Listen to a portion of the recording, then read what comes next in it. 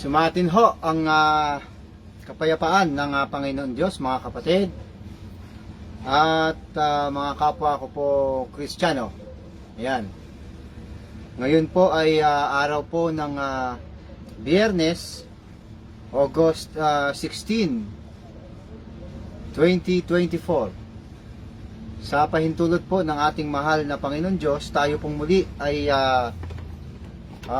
magsama-sama ho at magkarinigan. Tayo ho ay magbalitaan ng mga magagandang balita ho na nakasulat sa Biblia. At ang ating pong programa, ayan, dapat ho ito ay tuwing Biyernes po ng alas 8 po ng gabi.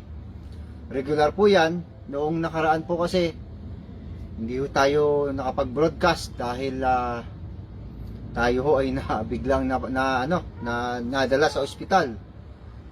Ayan, medyo nagkaroon tayo ng sakit, kaya hindi ho tayo nakapag-live broadcast noong nakaraan.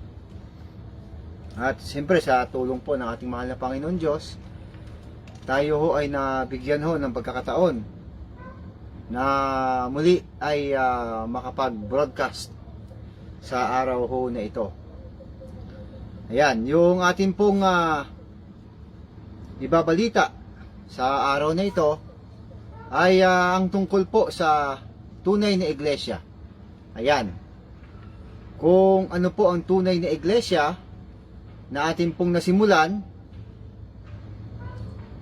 at ito po ay ating ipagpapatuloy hanggang sa kamakarating ho tayo sa 7 iglesia sa Apokalipsis. Ano ho?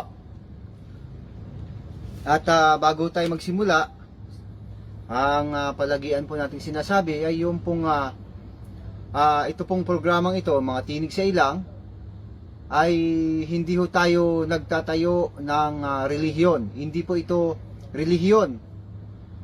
Dahil sa Biblia ho ay meron na hong tunay na relihiyon o iglesia na binabanggit po ng Panginoon Diyos.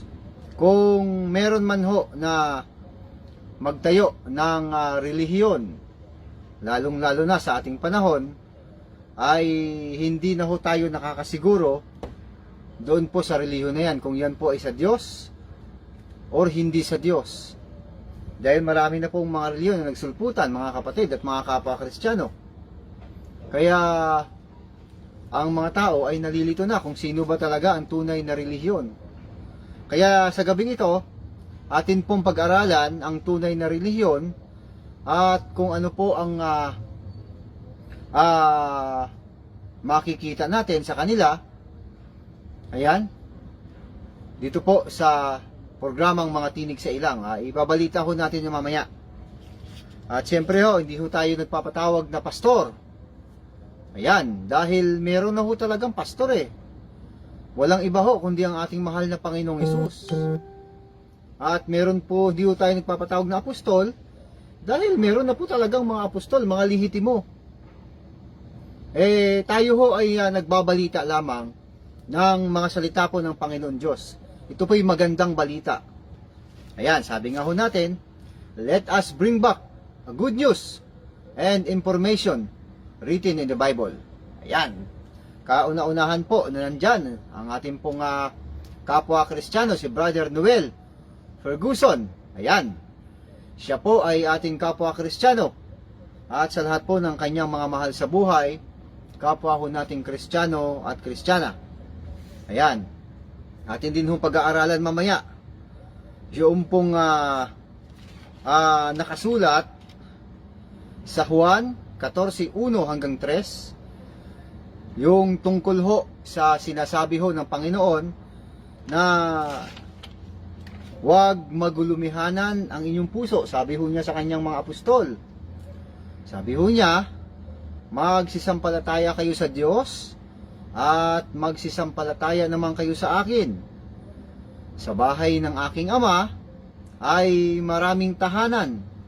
Kung hindi gayon, ay sinabi ko na sana sa inyo, sapagkat ako'y paroroon upang ipaghanda ko kayo ng dakong kalalagyan. Ibig sabihin, mauuna pala si Jesus Christ doon at maggagawa siya ng mapupestuhan.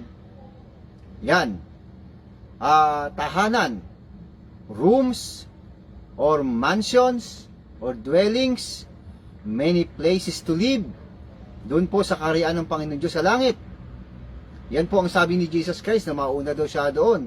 Sabi po niya, at kung kayo'y naipaganda na ng dakong kalalagyan, ay muling paririto ako upang kung saan ako nandoon, kayo naman ay dumuon.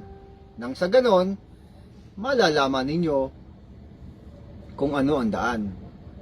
Yan po yung kumpletong detalye na sinasabi ho ng ating mahal na Panginoong Hesus.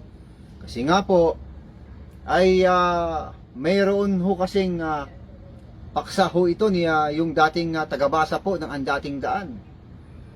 Yan, si Pastor Jacob Santos, na ito po maling impormasyon na sinasabi ho niya na si Jesus Christ daw ho kasi hindi pa tapos sa paggawa ng mga daan. Alam niyo ho, nung marinig ko yun, talagang nagulat ako nang sabihin na hindi pa pala tapos si Jesus Christ sa paggawa ng mga tahanan doon sa kaharian ng Panginoon Diyos.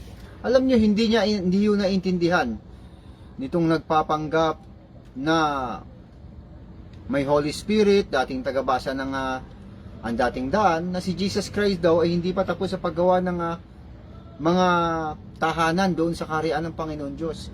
Yan po yung ating pag-aaralan mamaya, mga kapatid. Nandyan din po si Brother Oscar Vargas. Isang kapwa rin ho natin yung Kristiyano, at sa lahat po ng kanyang mga mahal sa buhay. Kung napapansin nyo, medyo matamlay po ako, mga kapatid, dahil kagagaling ko lang po sa sakit, na ospital po ako. Talagang tinamaan po ako ng sakit. Ayun, mabuti na lang nakasurvive tayo, kaya medyo pumayat po ako at mahina pa, kaya hindi ho tayo nakapag-broadcast. Ayan, at sa ating pong pagpapatuloy na pag-aaral at pagbabalita tungkol po sa tunay na iglesia, yan po yung ating pag-aaralan mamaya, lalong-lalo na ho sa ating panahon, 2024 na ngayon, August.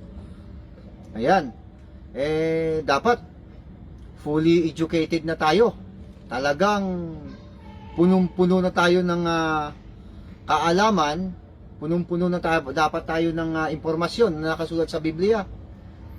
Kaya pag-aaralan po natin, ibabalita yung sinabi ho natin na tungkol sa tunay na iglesia hanggang sa pagdating po sa Apokalipsis, yung 7 iglesia. Kung ano ho ang meaning sa pamamagitan po ng literal na kahulugan ng 7 iglesia at ang kahulugan naman ng spiritual, yung 7 iglesia na yan. So ibig sabihin, pag-aaralan ho natin, ibabalita yung literal at spiritual ng 7 iglesia. Ayan, para tayo ho ay ma-inform tungkol dyan, mga kapatid at mga kapwa Kristiyano. Ayan, yan po yung ating ibabalita mamaya, at pagkatapos isunod natin itong 1:14:1 hanggang 3. Ayan, mga kapatid at mga kapwa ko po Kristiyano. Nandyan din po si Brother Cesar Nuesca. Sabi ho niya, good evening po Brother Vincent at sa lahat ng mga kapatid. Ayan, siya po ay nag-message sa atin, si Brother Cesar Nuesca. Siya po ay ating kapwa Kristiyano. Siya po ay kapatid. Siya po ay tagasunod ni Jesus Christ. Tayo hong lahat ay mga kapwa Kristiyano. Maging ang kanyang pong mga mahal sa buhay, mga kapwa ho natin yung Kristiyano at Kristiyana. Welcome po Brother Cesar Nuesca. Kung mayroon ho kayong mga katanungan, maaari din po kayong magtanong, mga kapatid. Ayan, tayong lahat ay nanggaling po sa samahan po ng dating daan. Maya-maya mapapag-aralan din po natin yan kasi dito po sa daan yung sinabi ni Jesus Christ. Nako, napakaganda po nito maya-maya. Yung Juan 14:1 hanggang 3. Kasi yan po yung particular na sinabi ni Jesus Christ na yan. Yan po ay matagal ko na talagang pinag-aralang mabuti yan. Ipinalangin ko sa Panginoon Diyos kung ano ba talaga ibig sabihin ni Jesus Christ. So, ulitin ko lang po ang nakasulat doon Sabi po ng Panginoon, huwag magulumihanan ng inyong puso. Ibig sabihin huwag magulo, huwag malilito. Sabi ho niya, magsisampalataya kayo sa Diyos, magsisampalataya naman kayo sa akin. Sabi ni Jesus Christ sa kanyang mga alagad at mga apostol, sa bahay ng aking ama ay maraming tahanan o maraming silid. Kung hindi gayon, ay sinabi ko na sana sa inyo, sapagkat ako'y paroroon upang ipaghanda ko kayo ng dakong kalalagyan. At kung ako'y pumaroon at kayo na ipaghanda na, ay muling paririto ako. Ayan, gusto ni Jesus Christ na kung saan daw siya, nandoon din po ang mga alagad, ang mga apostol. Ang sabi ho kasi nitong Pastor Jacob Santos, hanggang ngayon daw po kasi, 2024 na. Yeah. Naku po, naloko na. Hindi para tapos si Jesus Christ sa kakagawa ng silid ng dakong kalalagyan hanggang ngayon. Kaya hindi pa siya bumabalik. Alam nyo, yung aral na yan, isang napakalaking kalokohan, mga kapatid at mga kapwa Kristiyano. Ano ho? Dahil, ayan, si Ka-Diyos, magandang gabi po, mga fellow Christians. Yan, kapwa rin ho natin yung Kristiyano. At sa lahat po ng kanyang mahal sa buhay, mga kapwa nating Kristiyano at Kristiyana. Mga kapatid, uulitin ko lang po, lalong-lalo na po kay Brother Cesar Nuesca at sa iba pang mga kapatid. Ano ho? Lalo na kay Ka-Diyos, kasi alam nyo na ito. Ipapasadahan ko lang ng konti. Ano ho? Para medyo maganda ho yung ating talakayan, ang ating balitaan. Tayo ho, ako ho mismo, ay hindi na ho ako naniniwala na applicable pa sa ating panahon ang bautismo sa tubig. Hindi na ho natin kailangan yon. Ayan, marami na ho tayong nakausap dyan. Hindi lang ho tayo nagsasalita sa live. Marami na ho ako nakausap dyan na hindi na ho applicable sa ating panahon yung lublub sa tubig. Ginagawa lang naman ho yan ng mga pastor, ng mga relihiyon sa ating panahon para magkaroon lang po ng magiging official member. Yan. Na maging miyembro ka. Para bang fraternity na kailangan mo na initiation para maging miyembro ka nila. Bibigyan ka ng ID para miyembro ka na sa kanilang samahan. Mga kapatid at mga kapwa Kristiyano, para mabilis ho tayo, ano ho? Si Jesus Christ ho, nagpabautismo sa tubig. Ayan. Binautismuhan ho siya ni Juan Bautista sa ilog ng Jordan. Ang kaganapan, ganito. Ayaw pa siyang bautismuhan ni Juan Bautista. Ang katwiran ni Juan Bautista, siya daw po ang dapat magpabautismo. Ang tanong doon, bakit? Kasi alam ni Juan Bautista na itong kaharap niya ngayon ay ang kordero ng Diyos. Bautisador din kagaya niya. Yan ang kaalaman niyan. Yan dapat maintindihan ng marami. Bautisador din kagaya niya. Kaya lang, magkaiba sila ng pamamaraan. Itong si Juan Bautista, gumagamit ng literal yung tubig. Kailangan ilublob ka. Ito namang ang ating mahal na Panginoon sa pamamagitan po ng Espiritu Santo. So, ibig sabihin, wala po itong material na ginagamit. Yan po ang kaibahan. So, ang nangyari, ayaw siyang bautismuhan ni Juan Bautista. Kaya, sumagot si Jesus Christ, hayaan mo nang mangyari ito ngayon, sapagkat ito ang nararapat nating gawin upang matupad natin ang kalooban ng Diyos. Kaya, binautismuhan siya ni Juan Bautista sa tubig, sa ilog ng Jordan. Nilublob talaga siya. Okay? Ngayon, ito ang question. Ito tanong.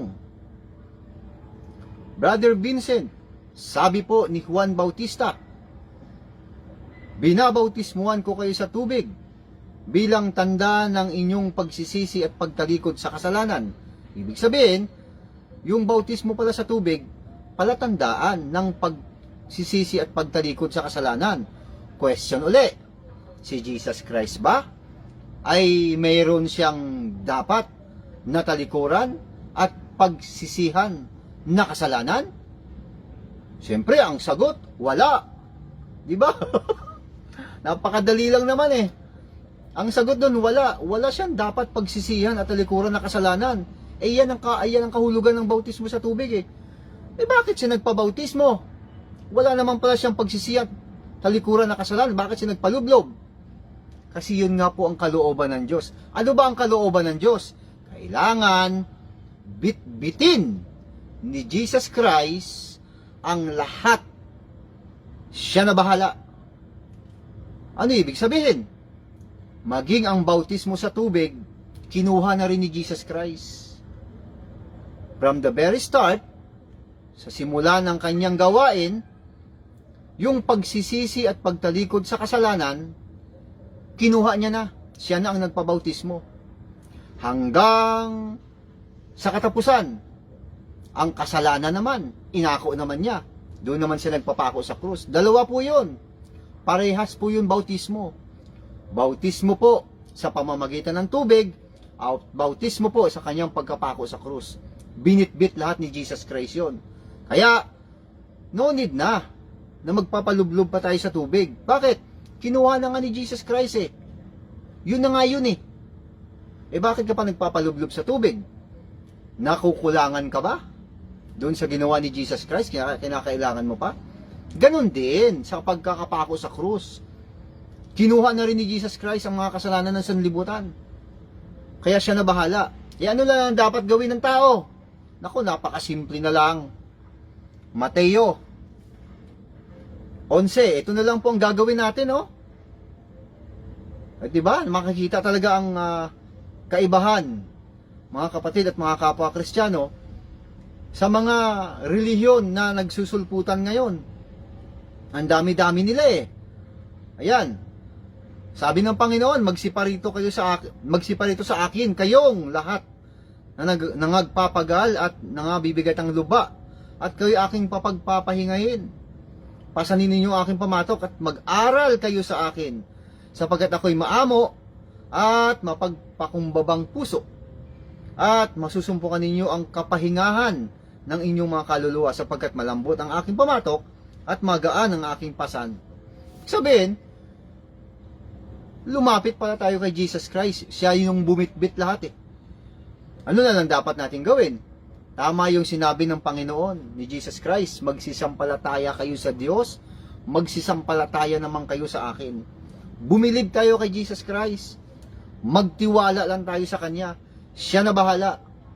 No need na natin yung mga yan. Easy na lang. Kaya nga may aklat ng Apokalipsis eh. Maya-maya, doon natin ngayon matutunghayan kung ano na lang ang dapat gawin ng mga kapwa Kristiyano.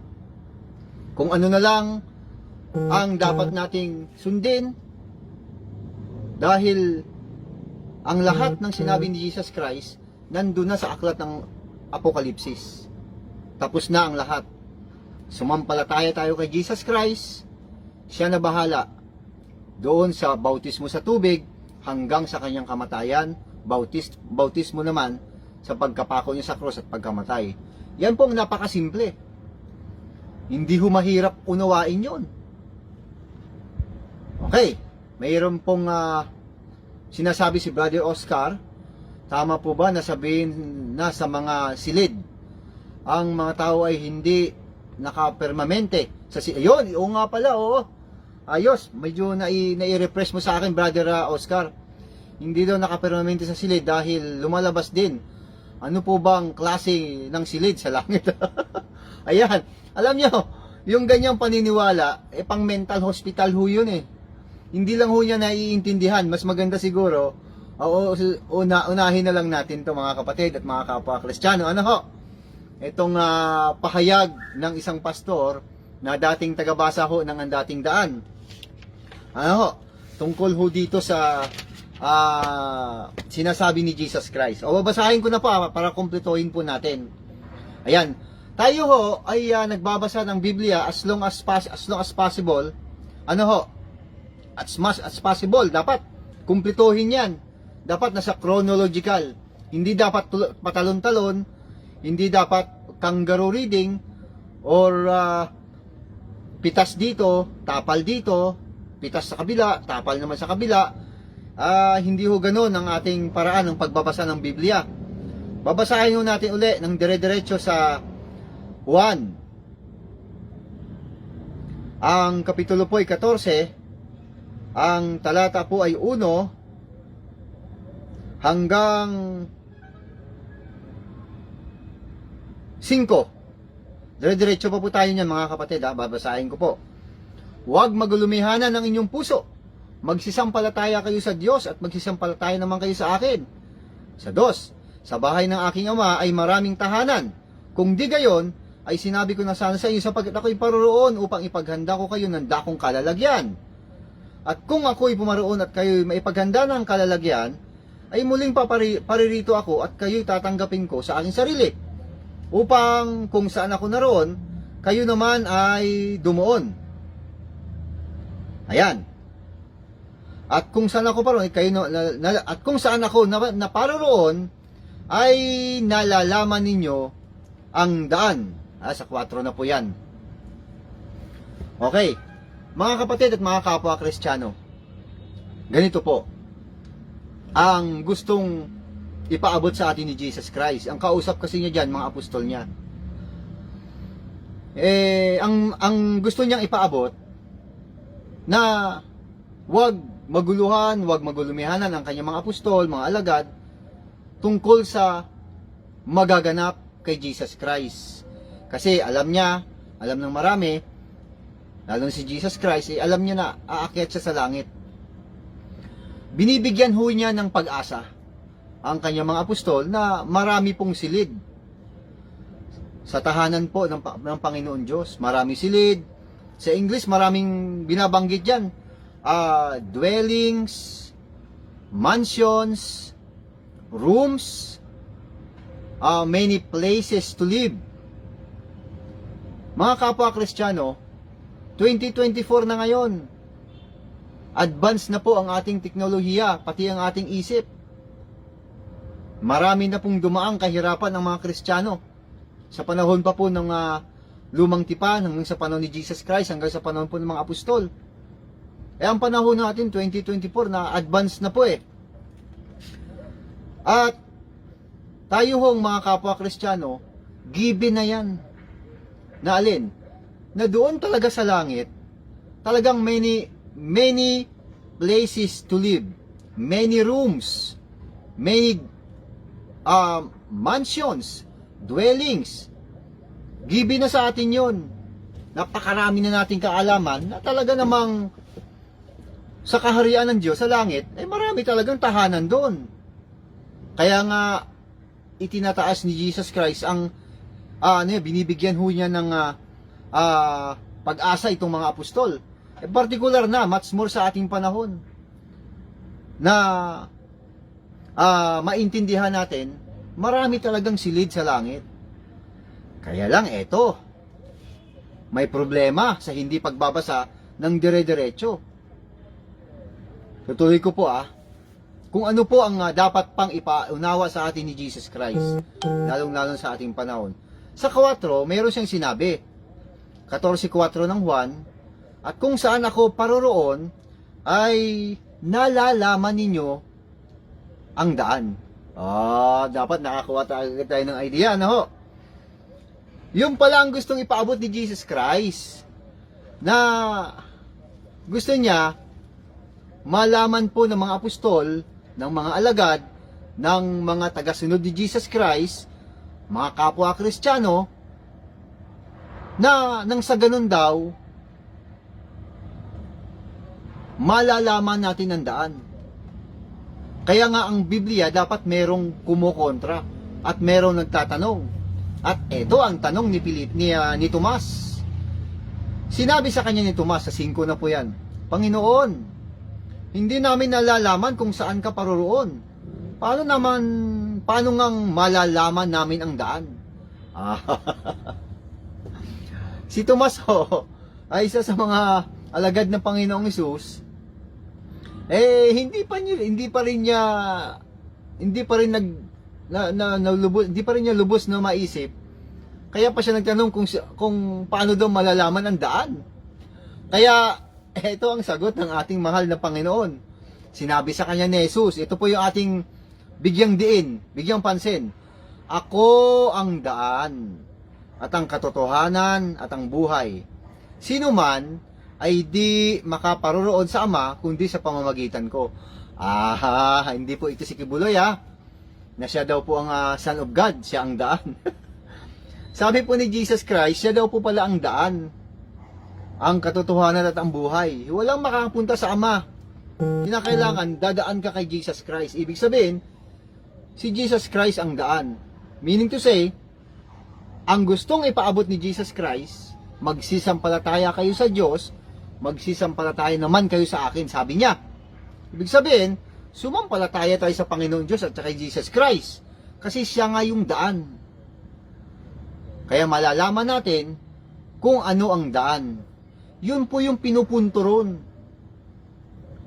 Na hindi po silid, dwellings, room, given na lahat yan Alam na natin yun binigyan din yung rooms, dwellings, mansions, o kaya nagkaroon ng kaisipan itong pastor na ito na galing sa dating daan, tagabasa ng dating daan na mali-mali din. Yun lang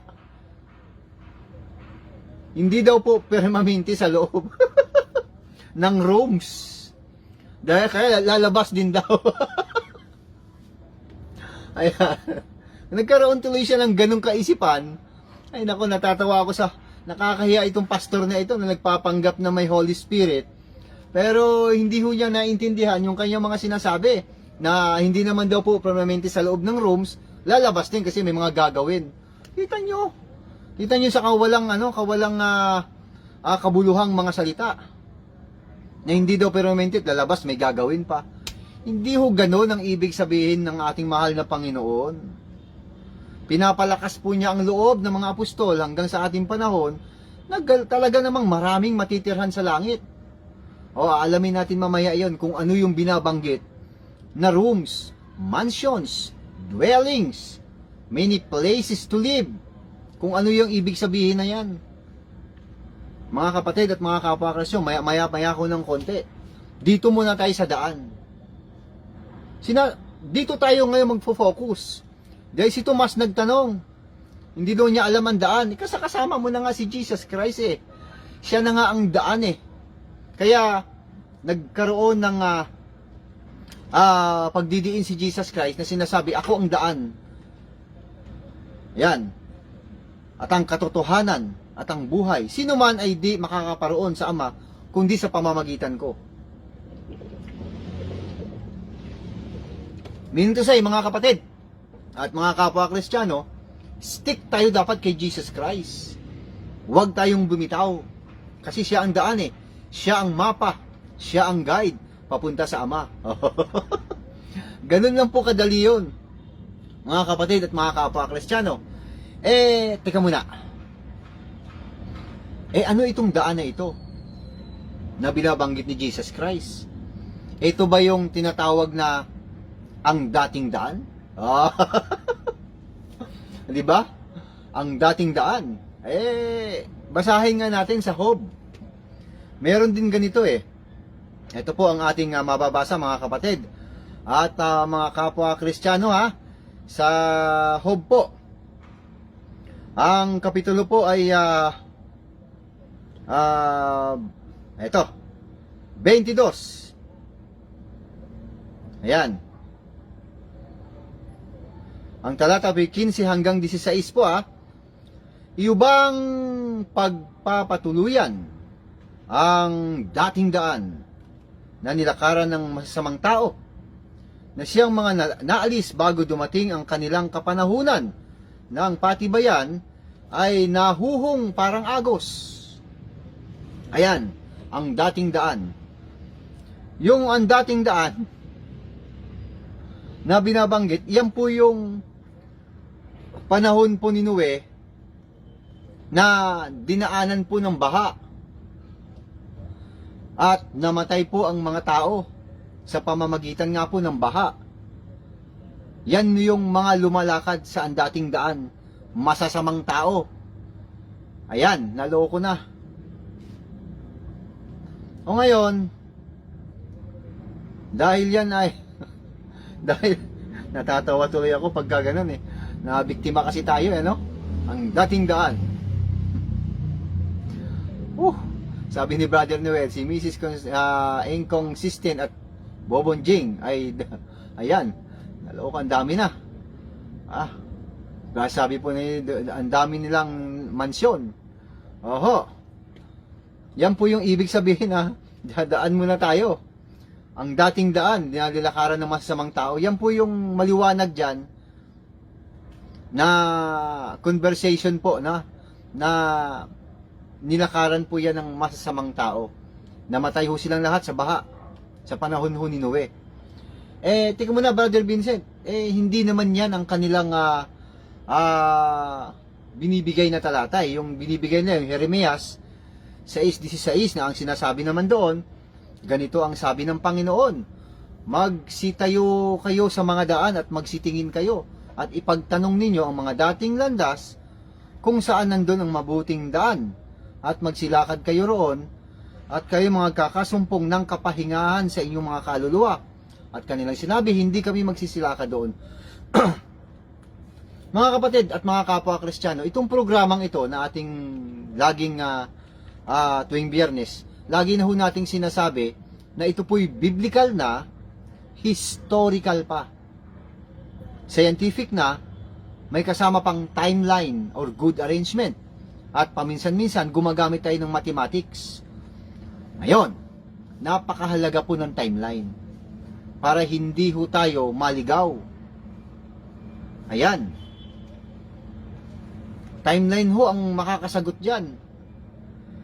Ito pong dating tagabasa ng ang dating daan, si Pastor Jacob Santos, claim niya sa kanyang programa ito ng mabuting daan. Ano ho? Ganito ho yun. Sabi ho sa aklat ni Propeta Jeremias, panahon ho yan ng Babylonian Empire. Nandiyan po si Sis Opie. Diyan naman po sa Makati. Yan, kapwa rin ho natin yung Kristiyana. At sa lahat po ng kanyang mahal sa buhay, kapwa nating Kristiyano at Kristiyana. Na panahon po yan ng Babylonian Empire. Aklat ni Propeta Jeremias. Sinabi ho niya yung tungkol sa bagay na yon, na sabi po, ganito ang sabi ng Panginoon: magsitayo kayo sa mga daan at magsitingin kayo. Pag nasa daan magkatayo na sa mga daan, magsitingin. Tapos ipagtanong daw ang mga dating landas. Ibig sabihin, dating landas, meron ng mga dumaan dyan. Yan. Ipagtanong ang mga dating landas. Ano ba meron sa dating landas? Yan. Nandoon daw po ang mabuting daan. Ayan. O ngayon, pag nakita na yung dating landas na nandoon ang mabuting daan, lakad daw doon. Kasi may mga lumakad na dyan. Kaya nga dating landas. May mga lumakad na dyan. Okay. Kayo daw makakasumpong ng kapahingahan sa inyong mga kaluluwa. Ibig sabihin, kapahingahan. Alam naman natin kung sino si kapahingahan. Walang iba kundi si Jesus Christ. Siya si Sabat. Okay. Ngunit kanilang sinabi, hindi kami magsisilaka doon. So, inignore nila yung kapahingahan. Ano po ibig sabihin nun, mga kapatid at mga kapwa Kristiyano? Ang ibig sabihin po ng dating landas,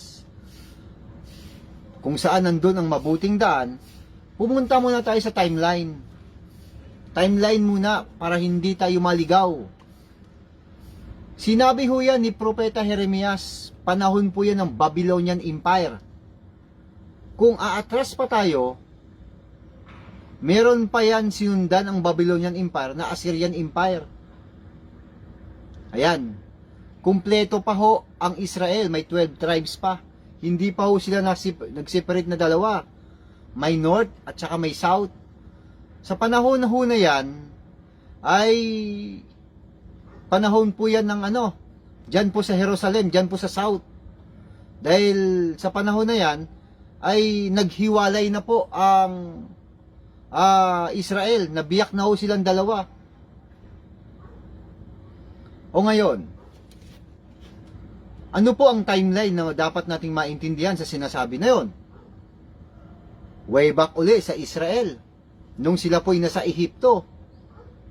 Sila po'y umalis sa Ehipto at pinangunahan po sila ni Moises. Ang kanila pong target na mapuntahan ay ang lupain ng Kanaan. Hello! Nandoon sa Kanaan. Kukubkubin daw po nila yan, sabi ng Panginoon Diyos, kasi yan ang kanilang many places to live. Ayan, di maliwanag na. Yan ang kanilang kapahingahan. Many rooms. Many dwellings. Many mansions. Yan, maraming tahanan. From Egypt, all the way from Egypt, going to Israel, Kanaan. Kukubkubin nila yan. Diyan sila maninirahan. Diyan sila magkakaroon ng kapahingahan. Yan po ang ibig sabihin. Marami na, diyan sila magtatayo ng kanilang room sa Jerusalem na yan. Sa Israel. Ibig sabihin, yan po ang lugar na inihanda ng Panginoon Diyos sa kanyang bayang Israel. Mga lahi ni Jacob. Diyan sa Israel. Okay? O ngayon, eto na. Habang sinasabi po yan ni Propeta Jeremias, tapos na ho. Ang katunayan, nakubkob na nila ang Israel. Nakapagtayo na nga sila ng ng templo eh. Ano ibig sabihin? Establish na po nila ang Israel. Sila na po ang nakatira. Ayan, yan po ibig sabihin yan. Sila na ang nakatira. Ibig sabihin, okay na.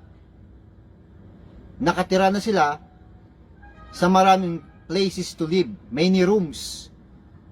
Many mansions. Dwellings. Nakatira na sila. Kaya lang binanggit uli ni Propeta Jeremias, ganito ang sabi ng Panginoon. Magsitayo kayo sa mga daan at magsitingin kayo. At ipagtanong ninyo ang mga dating landas kung saan nandun ang mabuting daan. At magsilakad kayo roon at kayo mga kakasumpong ng kapahingahan sa inyong mga kaluluwa. Ngunit kanila sinabi, hindi kami magsisilakad doon. Bakit po inulit uli? Nakuha niyo po ba ang punto, mga kapatid at mga kapwa Kristiyano? Nakarating na nga sila sa Israel eh. Yun ang kanilang many mansions, many rooms, dwellings, many places to live. Israel. Sa madaling sabi, nandiyan ang Jerusalem. Yan ang kanilang tahanan. Established na nila eh. Kaya nga, mahalaga ang timeline. Dapat may timeline para hindi maligaw. O itong pastor na ito na nagpapanggap na may Holy Spirit, maging si Soriano, hindi niya alam to. Kaya bira lang ng bira. Ibig sabihin, established na nila, kanila na ang Israel. Naka-establish na, nakalock na sa kanila yon. Pero bakit sinabi uli ni Propeta Jeremias, magsitayo pa rin daw kayo sa mga daan at magsitingin kayo at ipagtanong ninyo ang mga dating landas kung saan nandun ang mabuting daan. Lakad daw kayo doon. Bakit inulit? Ano ibig sabihin, mga kapatid at mga kapwa Kristiyano, ng sinasabi ni Propeta Jeremias sa kanyang mga kalahing Hudyo, partikular ang Israel? Ano ibig sabihin? Dating landas, kung saan nandun ang mabuting daan, magsilakad kayo roon, at kayo'y magkakasumpong ng kapahingahan sa inyong mga kaluluwa. Ang ibig sabihin po, ito po yung daanan, landas, na dinaanan po, nino? Ni Abraham, ni Isaac, ni Jacob, partikular po si Moises. Iaatras mo lang naman po yun eh. Yan pong tinutukoy ni Propeta Jeremias. Mga dating landas, ibig sabihin ang dating landas, may mga lumakad na. At ang mga lumakad na dyan, siyempre atras ka. Si Abraham, ang kanyang anak na si Isaac, ang kanyang apo na si Jacob at si Moises. Bakit Brother Vince? Ano ibig sabihin? Kasi nga po, hindi sila nakarating sa Jerusalem, sa Israel, na naninira ang Israel na nasa lupa. Hindi na sila nakarating doon, kundi ang lahi-lahi na lang, mga apu-apuhan na lang. Ano ibig sabihin? Ano ang tinutukoy? Nakapahingahan. Jerusalem po sa langit ang tinutukoy doon.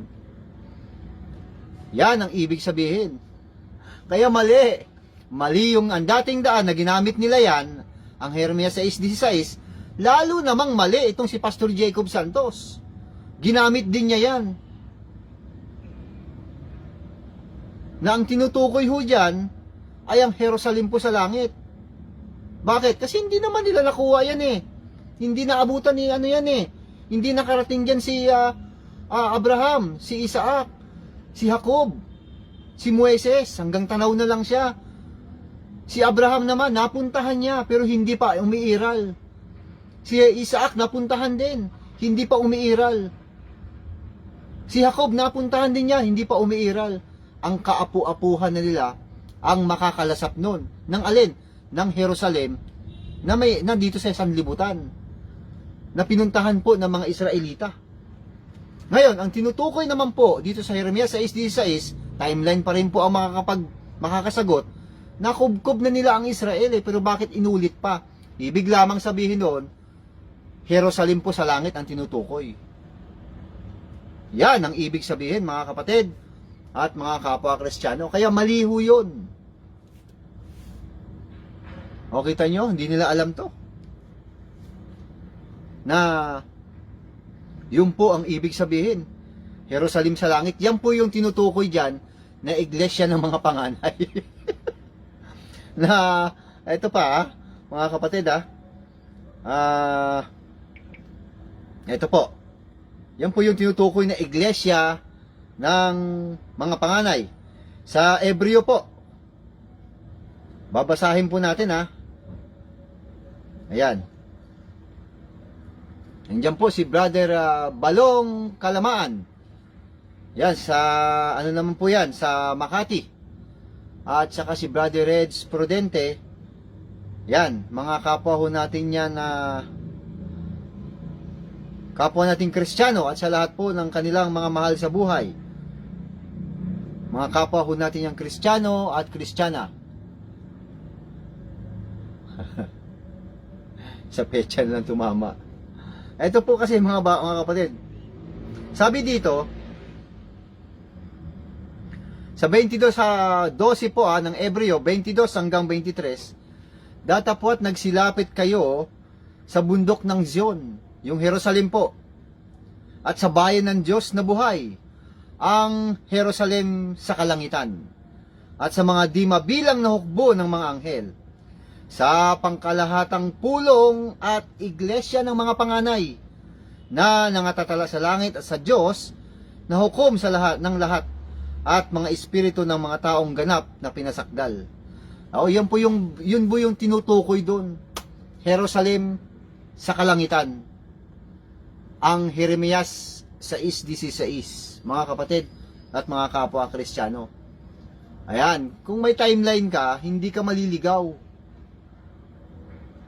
Kaya mali na gamitin po ng ang dating daan, ang Jeremias 6:16, na ang dating daan. Pwede, letra por letra, na sa Job.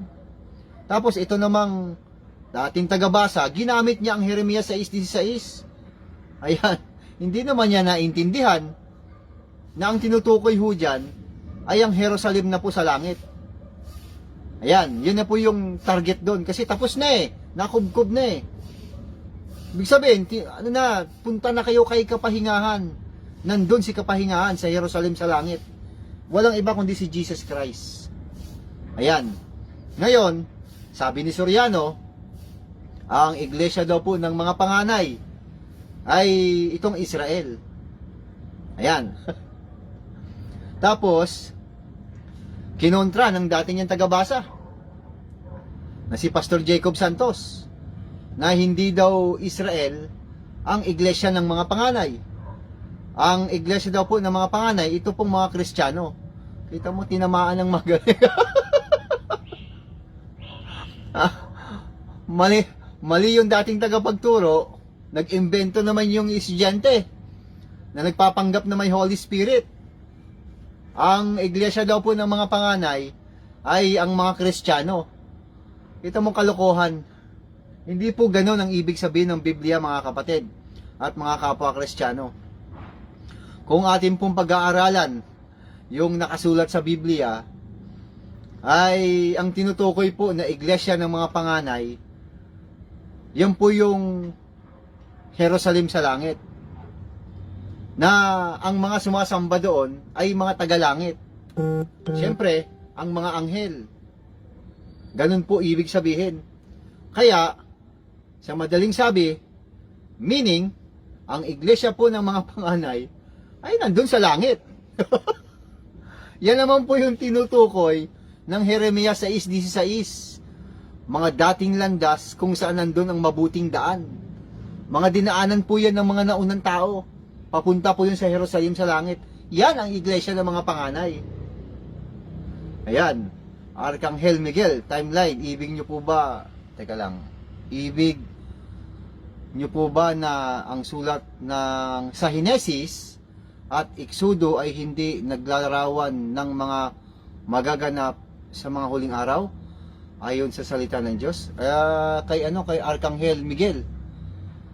Ayan, timeline. Ibig nyo po bang sulat ng Henesis at Exodo ay hindi naglalarawan ng mga magaganap? Wala naman po akong sinabi tungkol dyan sa Henesis at saka Exodo na hindi naglalarawan ng mga magaganap sa mga huling araw ayon sa salita ng Panginoon Diyos. Hindi ko sinabi yun eh. Ngayon, magbigay ka ng partikular na salita dyan sa Henesis, Exodo, na hindi naglalarawan. Na sinabi ko na hindi naglalarawan. Kasi marami pong salita, marami pong sinabi ang Panginoon Diyos sa Henesis at saka sa Exodo na naglalarawan din sa hinaharap. Marami pong ganun. Kaya ang binabanggit ko po na timeline, yung tinatawag na naganap na tapos kinakailangan i-analyze mong mabuti. Tulad ng sinabi ni Propeta Jeremias. Sample na nga po yan eh. Sinasabi po niya na ganito ang sabi ng Panginoon, magsitayo kayo sa mga daat, magsitingin kayo. Si Propeta Jeremias po ang nagsabi noon. Ngayon, ang time ni Propeta Jeremias, Babylonian Empire. Ibig sabihin, si Haring Nabucodonosor, panahon na po yan ni Haring Nabucodonosor, papasok na basta nandyan na isa sa panahon na yan. At muling sinabi ni Jeremias, ganito ang sabi ng Panginoon, magsitayo kayo sa mga daan at magsitingin kayo at ipagtanong ninyo ang mga dating landas kung saan nandun ang mabuting daan. Naka-establish na nga sila eh. Nakarating na nga sila sa Israel eh. Ang katunayan, nakubkub na nga sila eh. Sinakop na nga sila ng Assyrian Empire at saka ng Babylonian Empire dyan sa Israel, particular sa Jerusalem.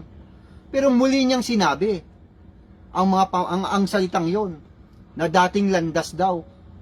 Yung pala ibig sabihin, landas na dinaanan na may mga dumaan na, sino-sino yung mga yan? Kaya nga binigyan ko na ng letra por letra, pangalan. Si Abraham, si Isaac, si Jacob, siyempre si Sarah, tapos si Moises. Hindi naman sila nakarating kasi sa Israel eh. Hanggang tanaw na nga lang si Moises. Ano ibig sabihin? Bakit pinapalakad? Kasi nga, ang target nila, Jerusalem sa langit na. Tapos ang usapan doon. Okay na kuya, hindi ka taliwas sa aral. Yan, basta bigyan nyo lang ako ng bigyan nyo lang ako. Halimbawa, bibigyan kita ng halimbawa. Sa Henesis, nangako si Jacob na magbibigay daw siya ng ikasampung bahagi. Ayan, bibigyan kita ng halimbawa.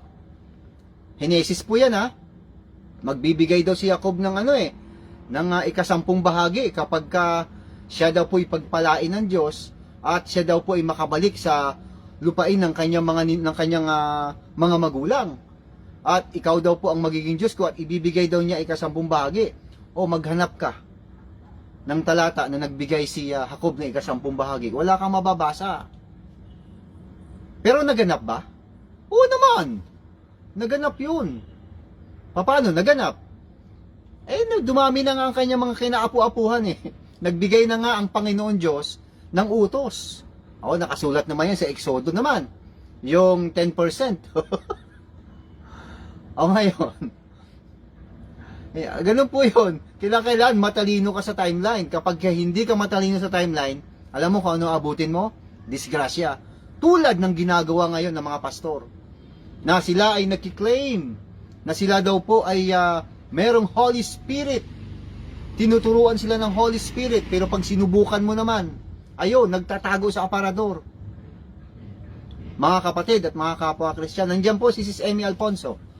Ayan, mga kapwa ho natin yung Kristiyano, maging si Arcangel Miguel. Yan, magtanong ka lang ho. Gusto nyo, end times. Pwede rin naman ho. Dahil naka-ready naman tayo dyan. Yan po ibig sabihin mga kapatid na ang dating daan nasa Hob yan. Ang mabuting daan hindi yan doon sa ating tagabasa. Mga kapatid at mga kapwa Kristiyano. Kaya pag meron kang good arrangement, hindi ka talaga maliligaw. Yan, tama po kay tatay. Naging tatay pa ako. Ayan. Capital J. Jesus Christ. Ayan, yun lang naman po Wala pong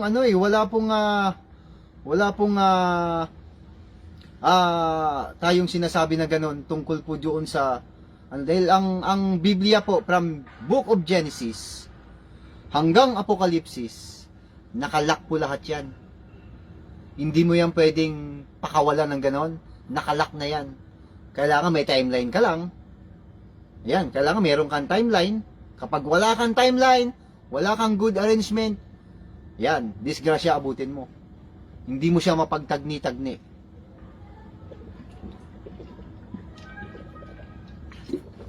Ayan, mga kapatid at mga kapwa Kristiyano. Okay.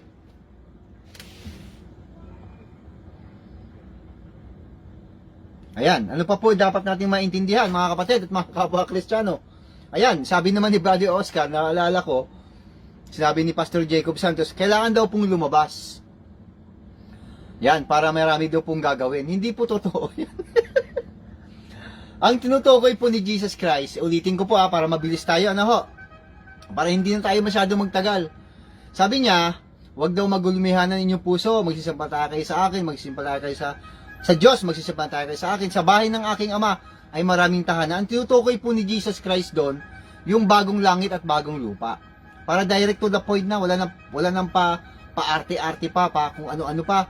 Ang tinutukoy ni Jesus Christ doon, yung bagong langit at bagong lupa at bagong Jerusalem. Yan ang pinupunto niya.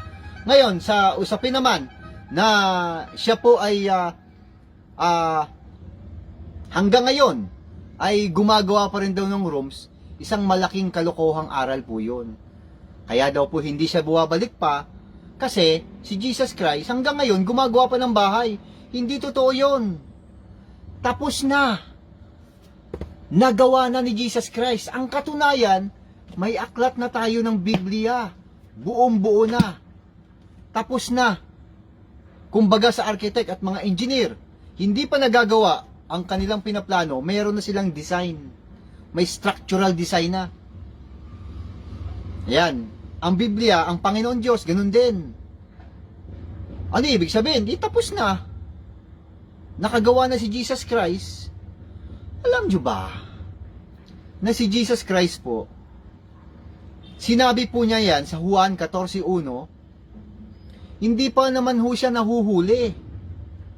para siya ipako sa krus? Wala pa.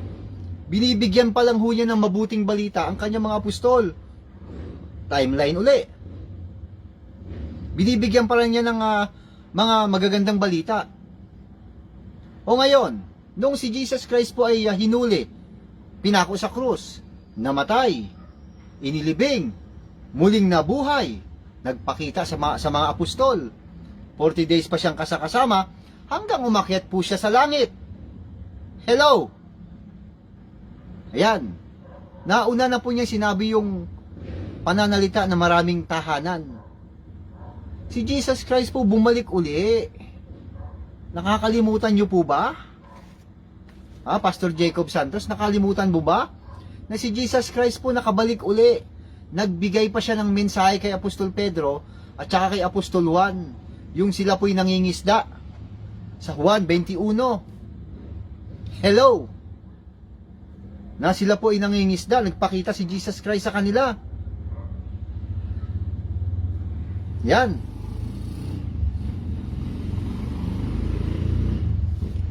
Tapos, binigyan niya si Apostol Pedro ng salita kung minamahal mo ako, kasi 3 beses niya itinatwa.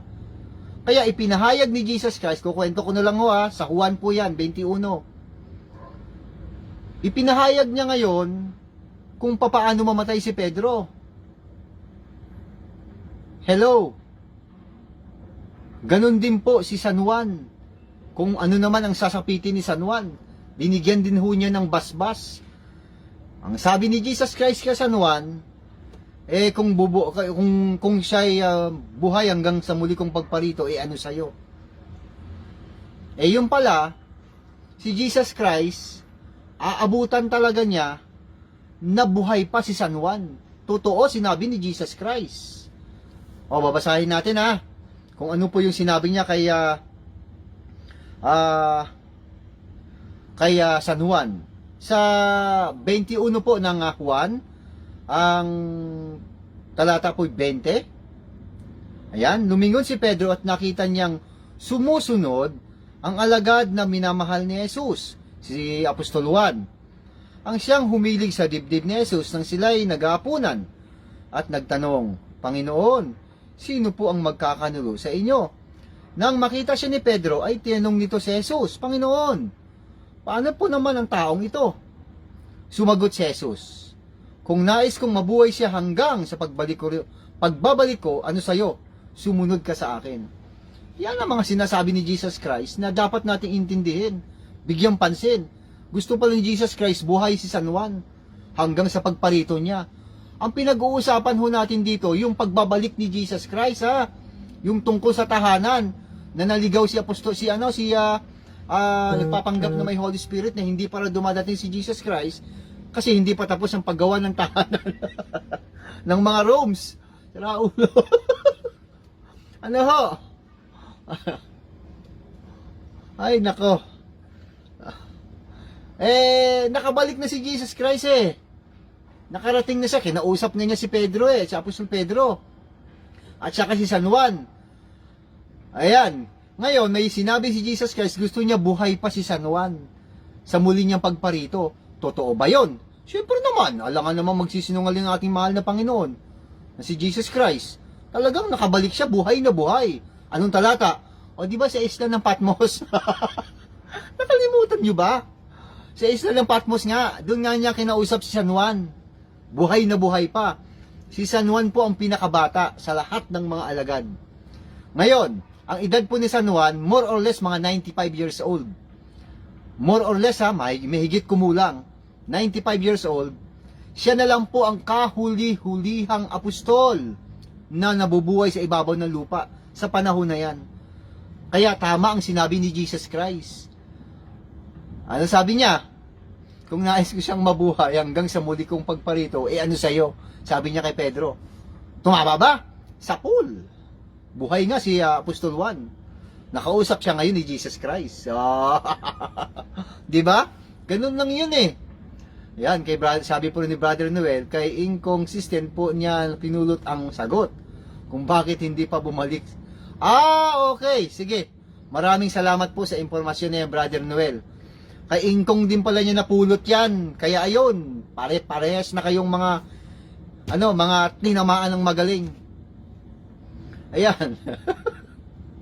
Nakabalik na si Jesus Christ. 2 beses na. At hindi pa natin alam kung paano pa siya bumalik sa ibang mga paraan.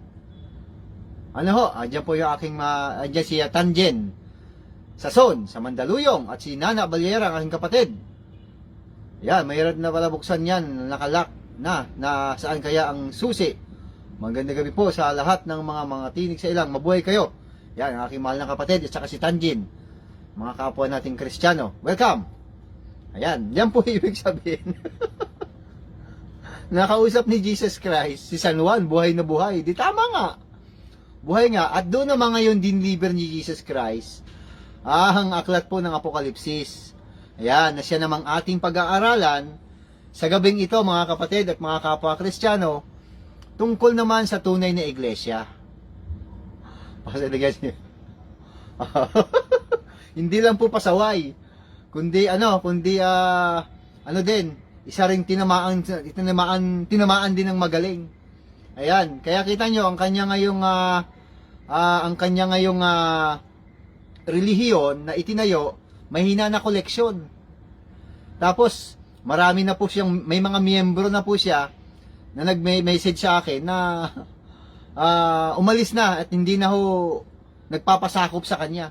Ang dahilan din po, kagaya ng siya ni Sis Amy, attitude problem din, na pag nagtatanong, nagagalit, ayaw magpatanong. Kita nyo si Arcangel Miguel, lihis naman po sa kanyang, sa programang pinag-uusapan, sa topic natin, sa ating ibinabalita, yung kanyang tinatanong, o yan, malugod nating sinagot, na mayroong pagpapakumbaba at pagpapahinuhod. O kita nyo, sinagot tayo ng maayos. Diba? Ganoon lang naman yun eh. Kaya sabi natin, pwede naman magtanong. Gusto nyo, end times, pwede rin. Yan po mga kapatid at mga kapwa Kristiyano, na wala talaga itong mga pastor na ito na sa ating panahon ay mahihirapan talaga sila kapag walang timeline, walang good arrangement. Mahirap talaga sila, mahirap maintindihan. Ayan, kita nyo, napakasimple lang. Si Jesus Christ hindi pa bumabalik kasi nga po hindi pa tapos, matagal nang tapos. Pabalik-balik na nga si Jesus Christ dito sa lupa, tapos niya nang gawin yon. Ngayon, ang sinasabi naman itong pastor na ito na lalabas daw sa silid, ang gusto niya isipin, merong rooms, yung kwarto-kwarto, yung room 101, room 102, ginawa niya hotel eh.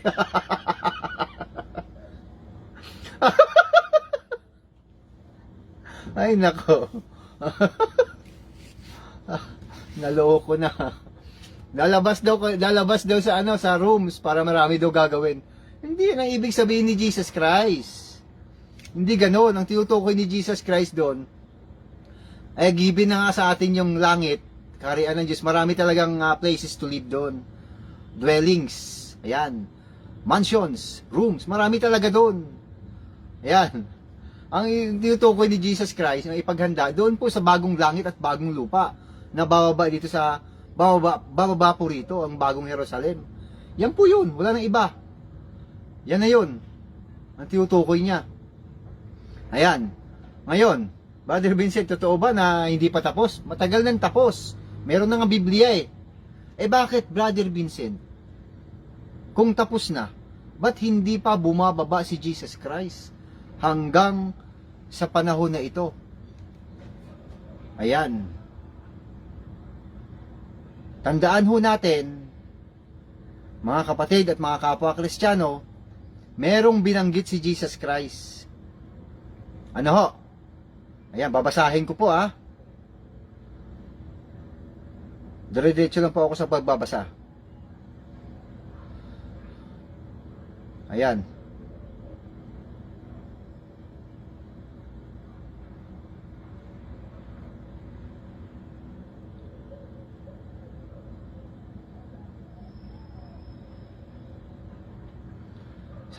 Magsasample lang ako Ang nakasulat po, ang babasahin po natin di sa Mateo 24:42. Ano ho?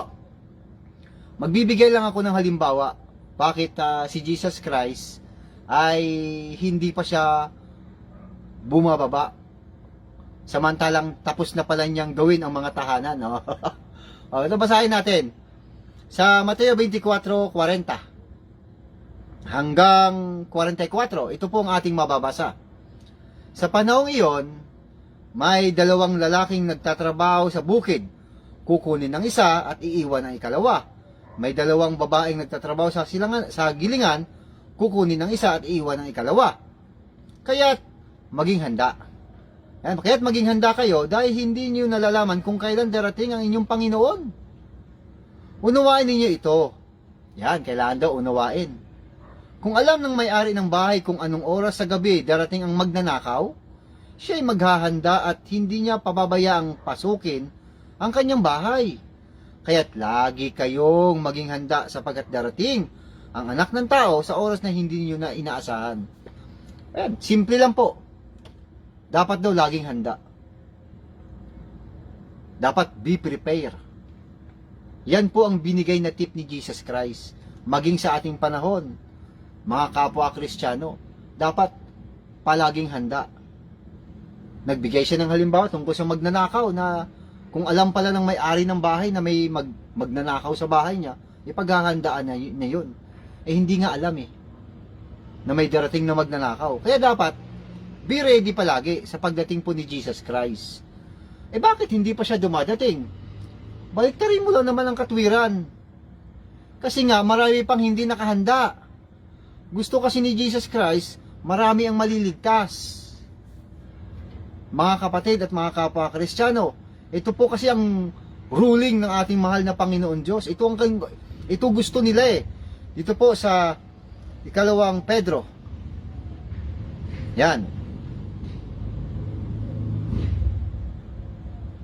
Sa 3 po. O sa 2 Pedro 3:15, ito po ang nakasulat. Isipin ninyong kaya nagtitimpi ang Panginoon ay upang bigyan kayo ng pagkakataong maligtas. Yan ang isinulat sa inyo ng kapatid nating si Pablo, taglay ang karunungang kaloob sa kanya ng Diyos. Yan po yung gusto ng Panginoon. Kaya hindi pa siya dumadating, nagtitimpi, nagpapahinuhod pa siya. Kasi gusto niya maraming maligtas. Mga kapatid at mga kapwa Kristiyano, yun ang dahilan, isa sa mga dahilan kung bakit hindi pa bumabalik si Jesus Christ. Ano pang isa? Itong pinakamabigat sa lahat na dahilan, mga kapatid at mga kapwa Kristiyano, kung bakit hindi pa si Jesus Christ bumabalik hanggang sa mga panahon na ito. Magmamathematics na naman tayo nito. Mga kapatid at mga kapwa Kristiyano, kaya sabi ko pati end times kasama yan Kaya hindi bumabalik si Jesus Christ kasi nga po hindi pa po tapos ang bilangan ng 490 years, 70 weeks, aklat po ni Propeta Daniel. Sasabihin ko na lang po sa inyo para mabilis. Kasi meron pa tayong 7 iglesia Ang dami Inom lang ako tubig. Hindi pa po tapos yung 490 years. Naka 483 years pa lang po. Naputol po ang bilangan kasi nag-continuous po sa mga hintil. Kaya nga po may aklat ng Apokalipsis. Ang aklat po ng Apokalipsis, sinasabi po ng Panginoon ni Jesus Christ kay San Juan. Ito po ang kanyang sinabi sa 4.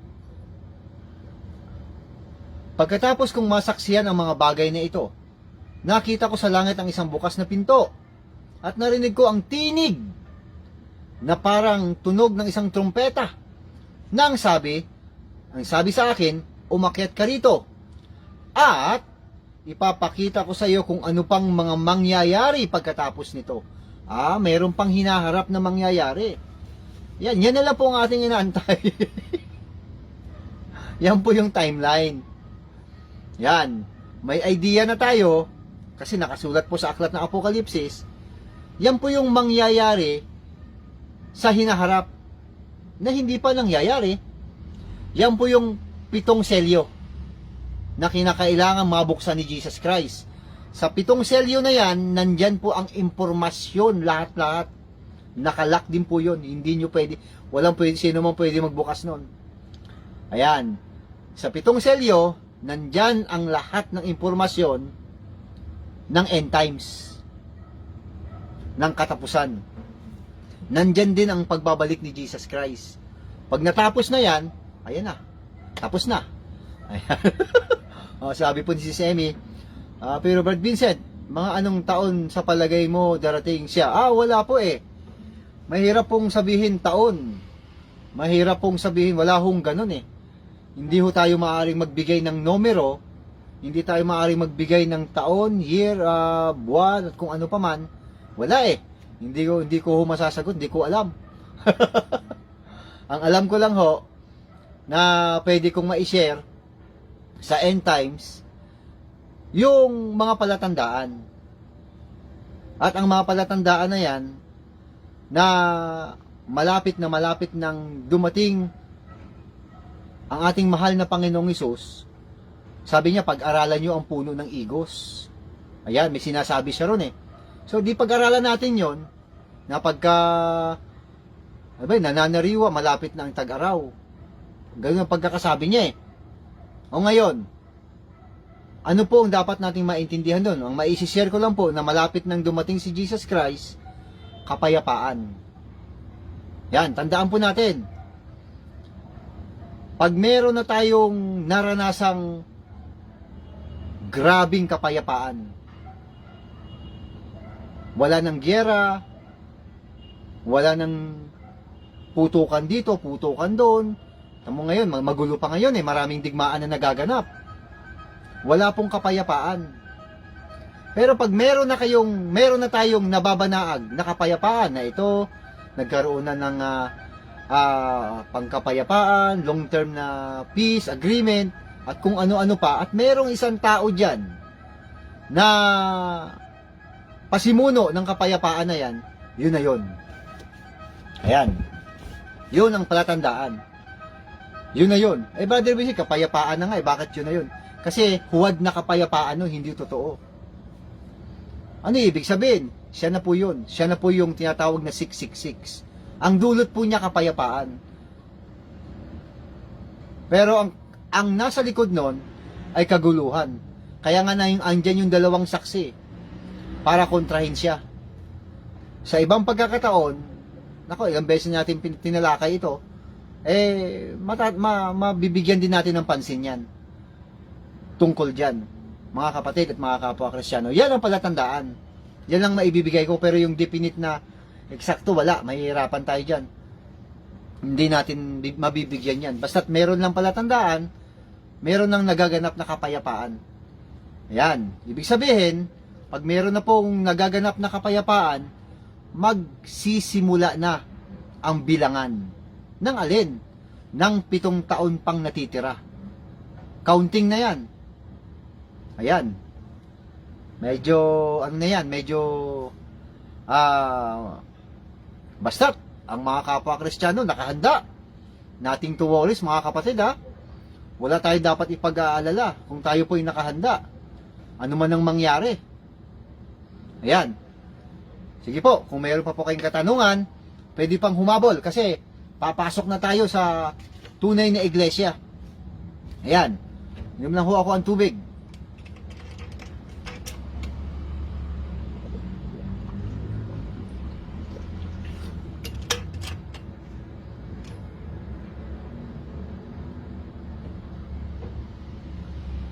Sige po mga kapatid at mga kapwa Kristiyano, yung ating pong pinag-aralan nung nakaraan kung ano po ang tunay na iglesia.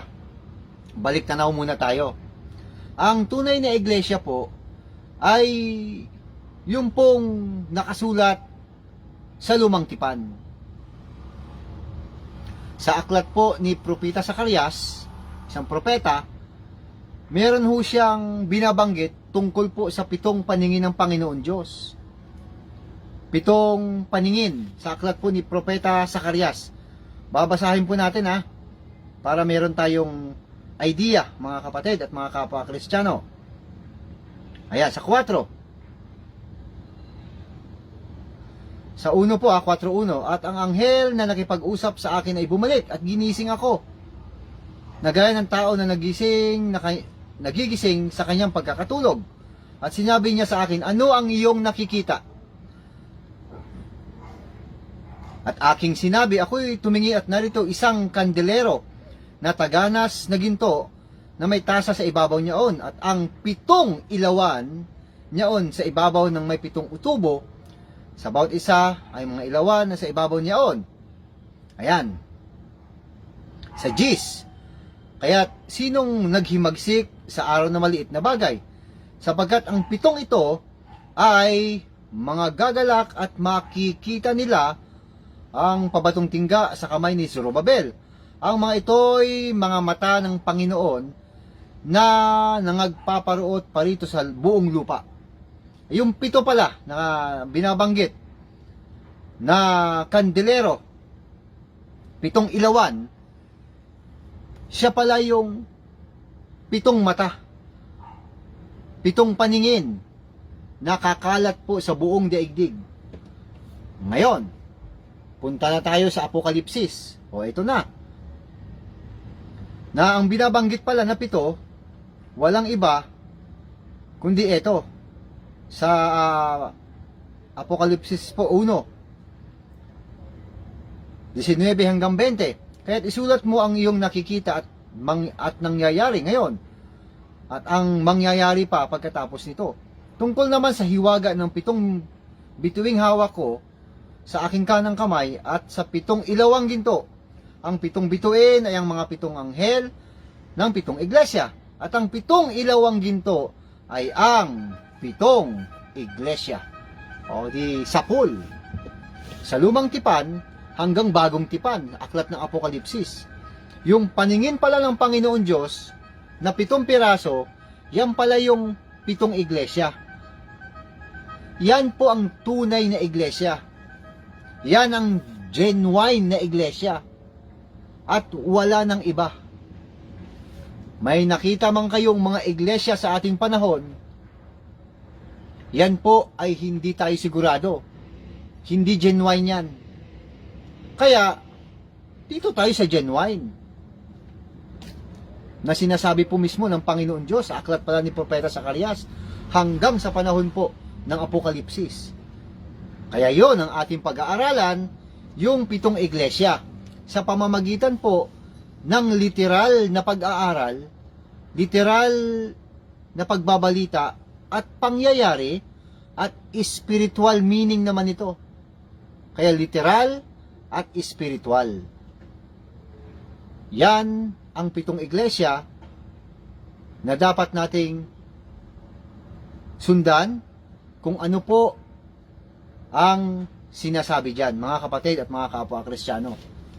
Kaya kung nakahanda na po ang lahat babasahin ko na po isa-isa ang ibig sabihin po nitong bawat iglesia. Mga kapatid at mga kapwa Kristiyano, hindi ito tinatalakay sa maraming relihiyon. Mas magaling lang sila magtalakay ng pitas dito, tapal dito, pitas doon. Doon lang sila magaling. Pero dito po sa binabanggit na ito, wala. Blanco sila rito. Babasahin ko po ang iglesia sa Epeso. O, dito muna sa 1 po ang at 11 ng Apokalipsis. Noon ay araw ng Panginoon at habang sa ilalim ako ng kapangyarihang Espiritu, narinig ko mula sa aking likuran ang isang malakas na tinig na parang tunog ng trumpeta. Sabi niya, isulat mo sa aklat ang iyong nakita at ipadala mo ito sa 7 iglesia. Sa Efeso, Smyrna, Pergamo, Tiatira, Sardis, Philadelphia at Laodicea. 7 iglesia po. Sinulatan. Ngayon, ito na ang laman ng sulat sa aklat po ng Efeso. Ang babasahin po natin ay sa Kapitulo 2, talatang 1. Ayan, hanggang 7. Sabi dito, isulat mo sa anghel ng iglesia sa Epeso. Ito ang sinasabi ng may hawak ng 7 bituin sa kanyang kanang kamay at lumalakad sa gitna ng 7 ilawang ginto. Alam ko ang mga ginagawa mo, ang iyong mga pagpapagal at pagmatyagang pagtitiis. Alam kong hindi mo kinukonsinti ang masamang tao.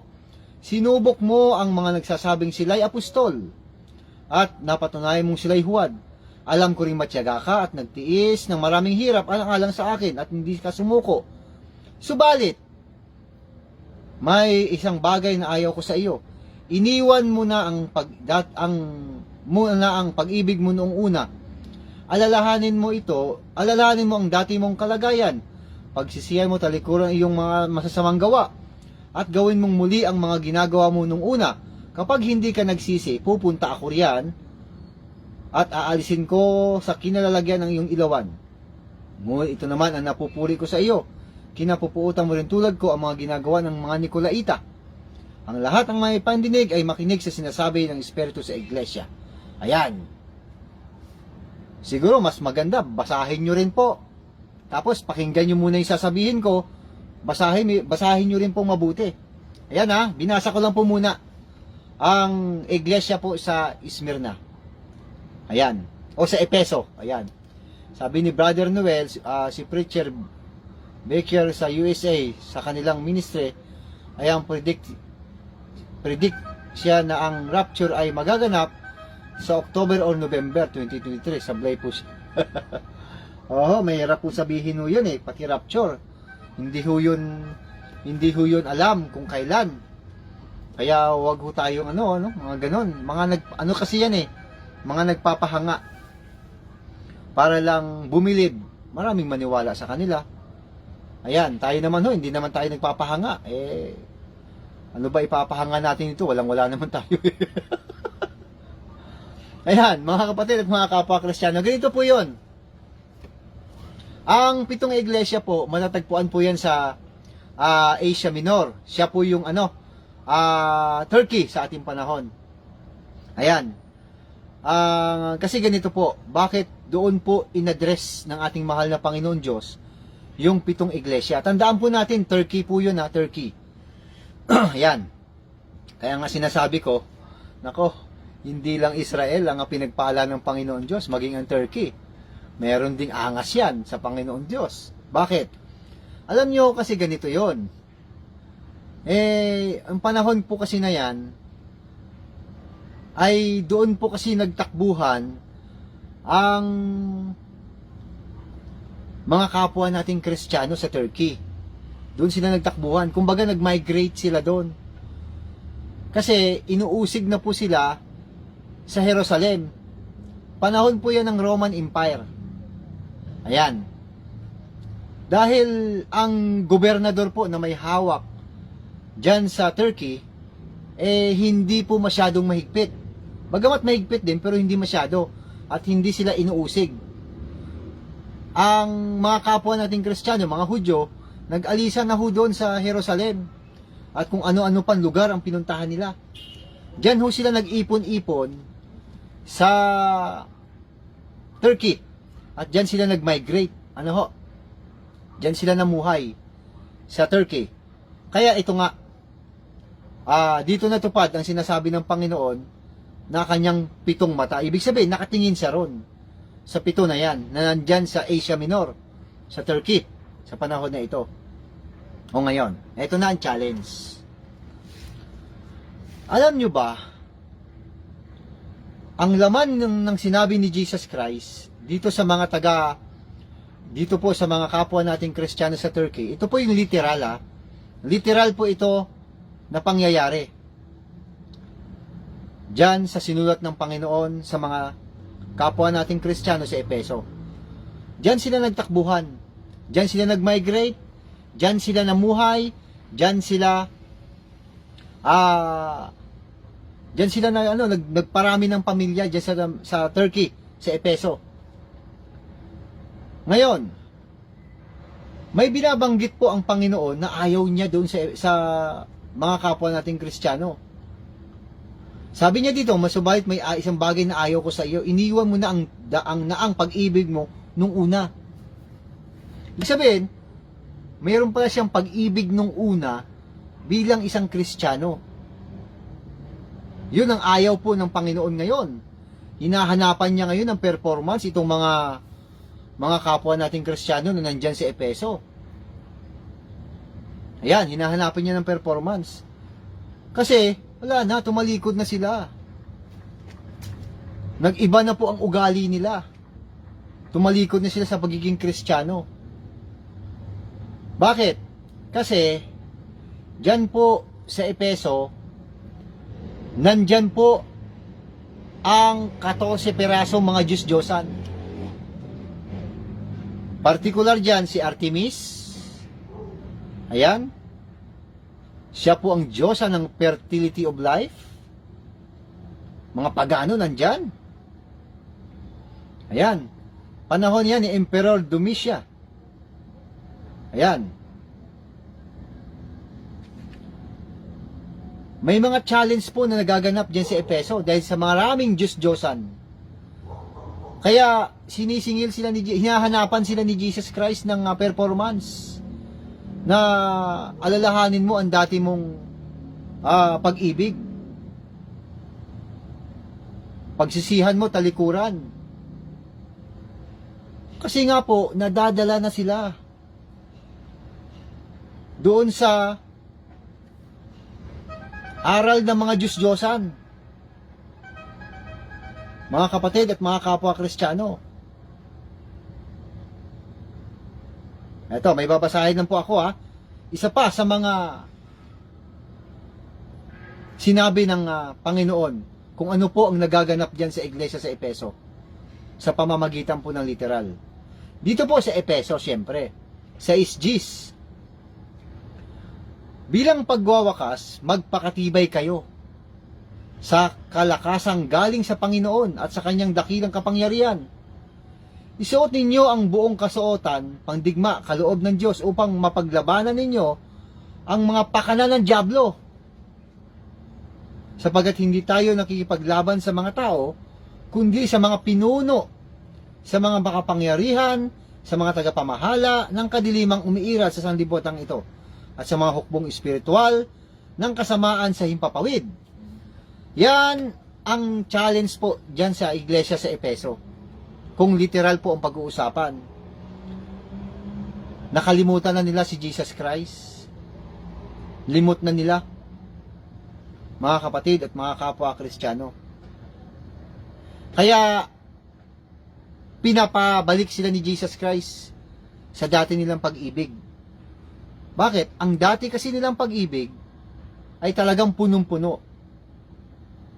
Purong-purong Kristiyano. Nung tumira na sila sa Efeso, nahaluan na sila ng mga Diyos-Diyosan. Kaya may sinabi si Jesus Christ sa kanila, mga kapatid at mga kapwa Kristiyano. Ngayon, ito naman ang spiritual niyan, meaning, may kaugnayan pa rin yan sa sinasabi ni Jesus Christ. Ito pong iglesia sa Efeso, ito yung number 1, kauna-unahan. Alam nyo ba, na ito po ay panahon ng mga apostol? Ayan. Ang binabanggit po ni Jesus Christ dyan, time of the apostles. Ito yung spiritual niya. Bakit?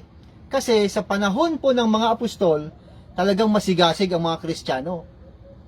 Nangangaral po si Apostol Pablo at ang kanyang mga kamanggagawa kung saan-saan sila nakakarating. Hanggang siyempre makarating sila dyan sa Efeso. Masigasig po ang mga Kristiyano. Nagpapakalat po sila ng Kristyanismo sa panahon na yan. Kaya hinahanapan ni Jesus Christ na yung dati mong pag-ibig. Yan, panahon ng mga Kristiyano. At pagkatapos, merong mga nagpapanggap dyan. O, basahin natin uli. Sa Efeso. Sabi dito,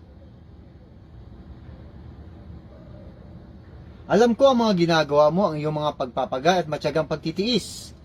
Dahil nagtiis po ang mga apostol. Alam ko hindi mo kinukonsinti ang masamang tao. Sinubok mo ang mga nagsasabing sila'y apostol at napatunayan mong sila'y mga huwad.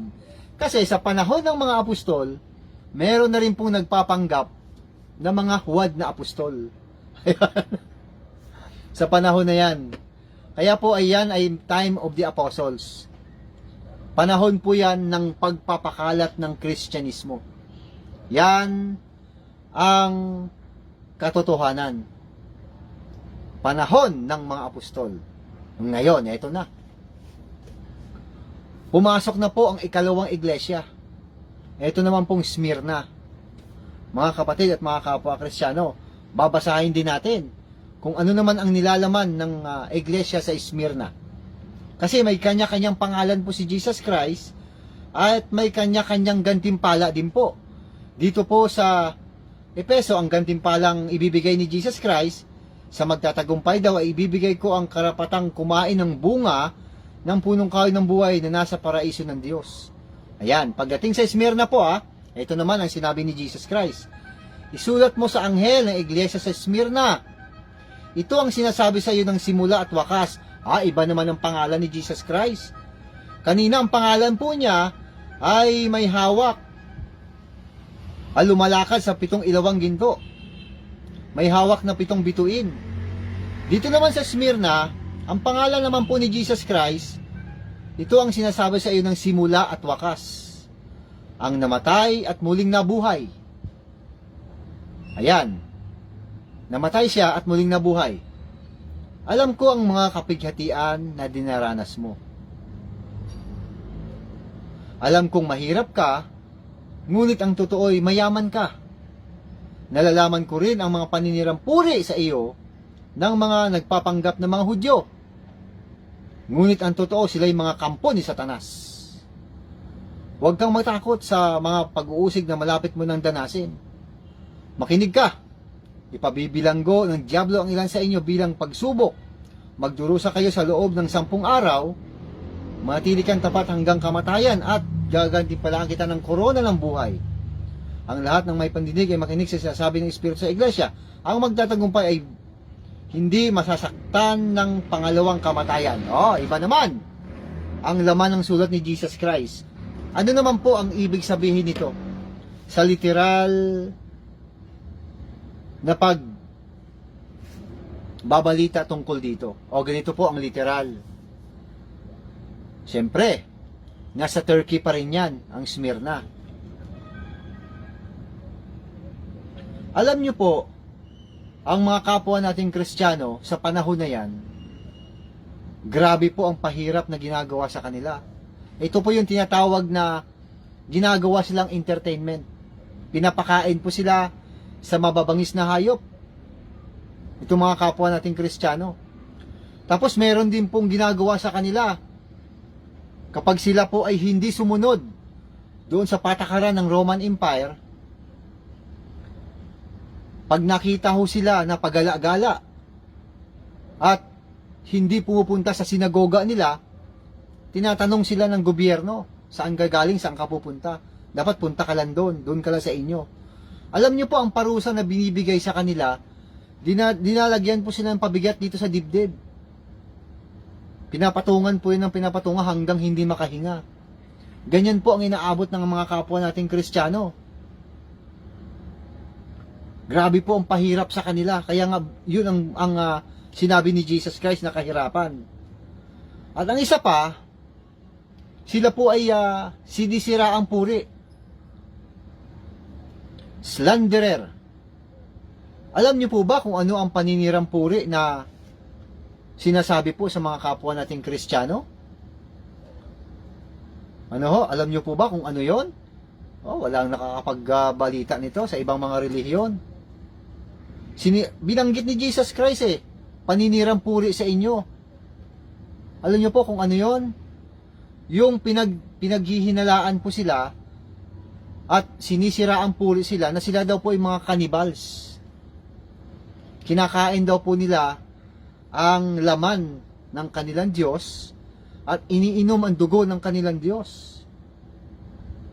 Ayan. Di ba't yun ang sinabi ni Jesus Christ? Sa Juan? Basahin ho natin Kasi yun po ang nangyari. na sila po ay pinagbibintangan ng mga kanibal. Yan.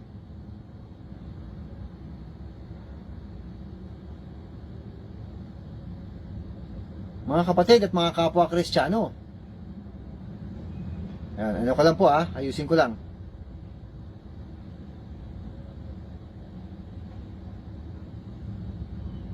Para nasa chronological po.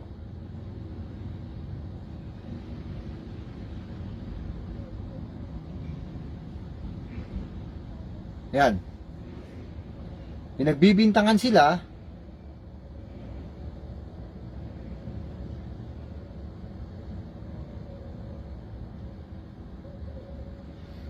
na sila po ay mga kanibal, ano ho? Ayan. Nako.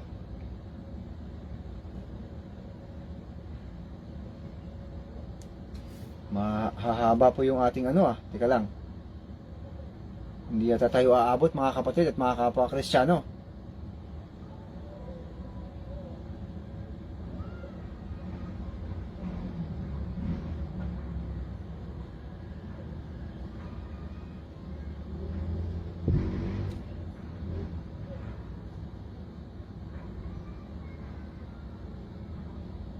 Ayan. Naayos ko lang po. Inom lang ang tubig.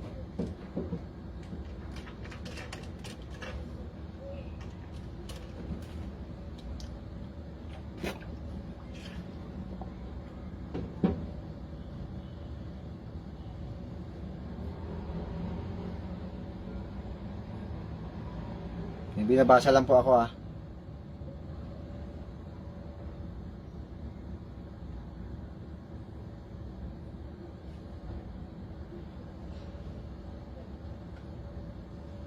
Okay. May nag-message po kasi. Yan. Ano pa po ang dapat nating maintindihan, mga kapatid, na pinagbintangan ho sila na sila po ay mga kanibal. Yan.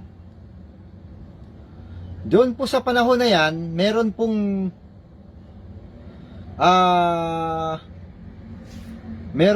may tinatawag na si Polycarp, isang isang obispo. Yan. Dahil po sa kanyang pagiging dedicated kay Jesus Christ, sinunog ho siya ng buhay, hindi naman ho siya namatay. Ayan, tinusok po na lang, sinaksak na lang po siya Ayan, hello, andyan po si Brother Chandler Rodriguez ng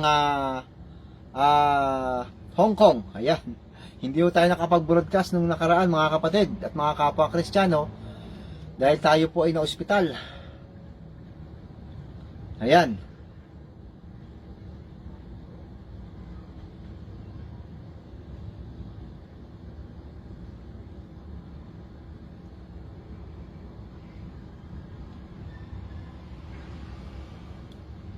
Sige po.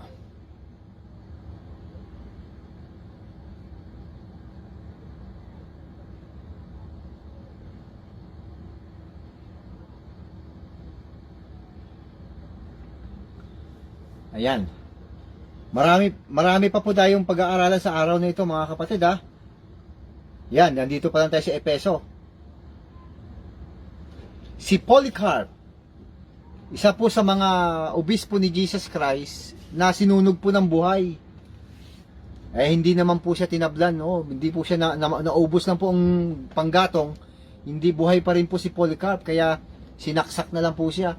Yan po yung mga naganap dyan na puro kahirapan po ang inabot ng mga kapwa nating Kristiyano dyan sa lugar na yan. Dapat doon nagpahiling kay Willie.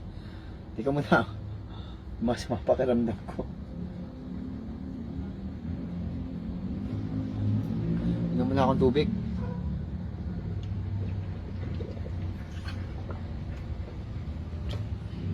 Ngayon, ano naman po ang literal na dapat nating maintindihan dito po sa Smyrna?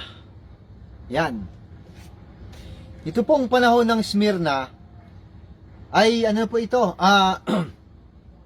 Tapos na po ang mga, siyempre, ang mga apostol, wala na. Ito po yung mga kapwa na nating Kristiyano, sila na po, sila Polycarp na, kumalat na po ang Kristyanismo sa panahon na yan. Ayan. Ito po ay panahon po ito ni Emperor Domitian. Yan, si Emperor Domitian. Ito po ay nagpapahirap sa mga kapwa nating Kristiyano, pinapatay. Ayan. Tapos, dito na po magaganap yung tinatawag na pagpasok na po nung ikatlong iglesia. Ayan. Yung ikatlong iglesia, ito naman po yung Pergamo. Kasi nagkakasunod-sunod po ito eh. May po ito, hagdan-hagdan po itong pitong iglesia. Meron po itong chronological arrangement. Papasok na po itong si Pergamo. Ito po ay ito na po yung tinatawag na makakapagpahinga na ang mga Kristiyano. Dahil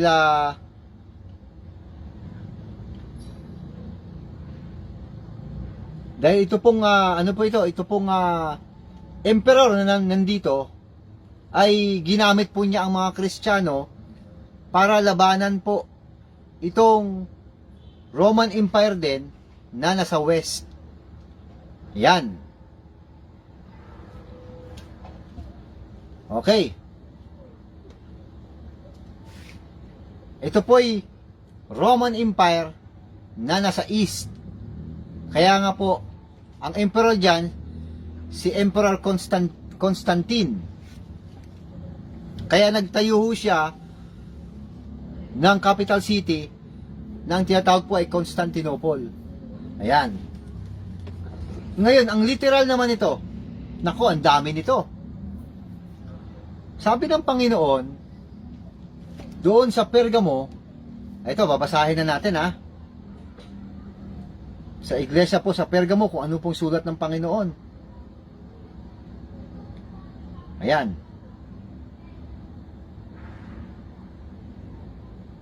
Ito naman po ang laman. Isulat mo sa anghel ng iglesia sa Pergamo, ito ang sinasabi ng may hawak na matalas na tabak na sa magkabilay may talim. Iba naman ang pangalan ni Jesus Christ. Tawag naman sa kanya, may hawak na tabak at sa magkabilay may talim. Alam ko kung saan ka nakatira. Sa kinaroroonan ng trono ni Satanas. Naku po, naloko na. Gayunmay, nanatili kang tapat sa akin, hindi mo tinalikuran ang iyong pananampalataya sa akin. Kahit noong si Antipas na tapat kong lingkod ay patayin dyan sa kalagitnaan ninyo, sa lugar na tinitirahan ni Satanas. Subalit may ilang bagay na ayaw ko sa iyo, may ilan sa inyo na sumusunod sa katuruan ni Balaam, na nagturo kay Balak upang may kayat ang mga Israelita na magkasala, kaya't kumain sila ng pagkaing nihandog sa mga Diyos-Diyosan at nakiapid.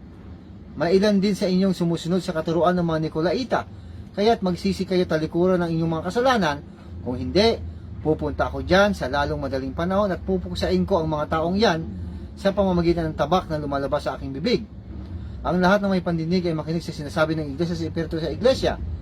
Ang magtatagumpay ay bibigyan ko ng nakatagong pagkain.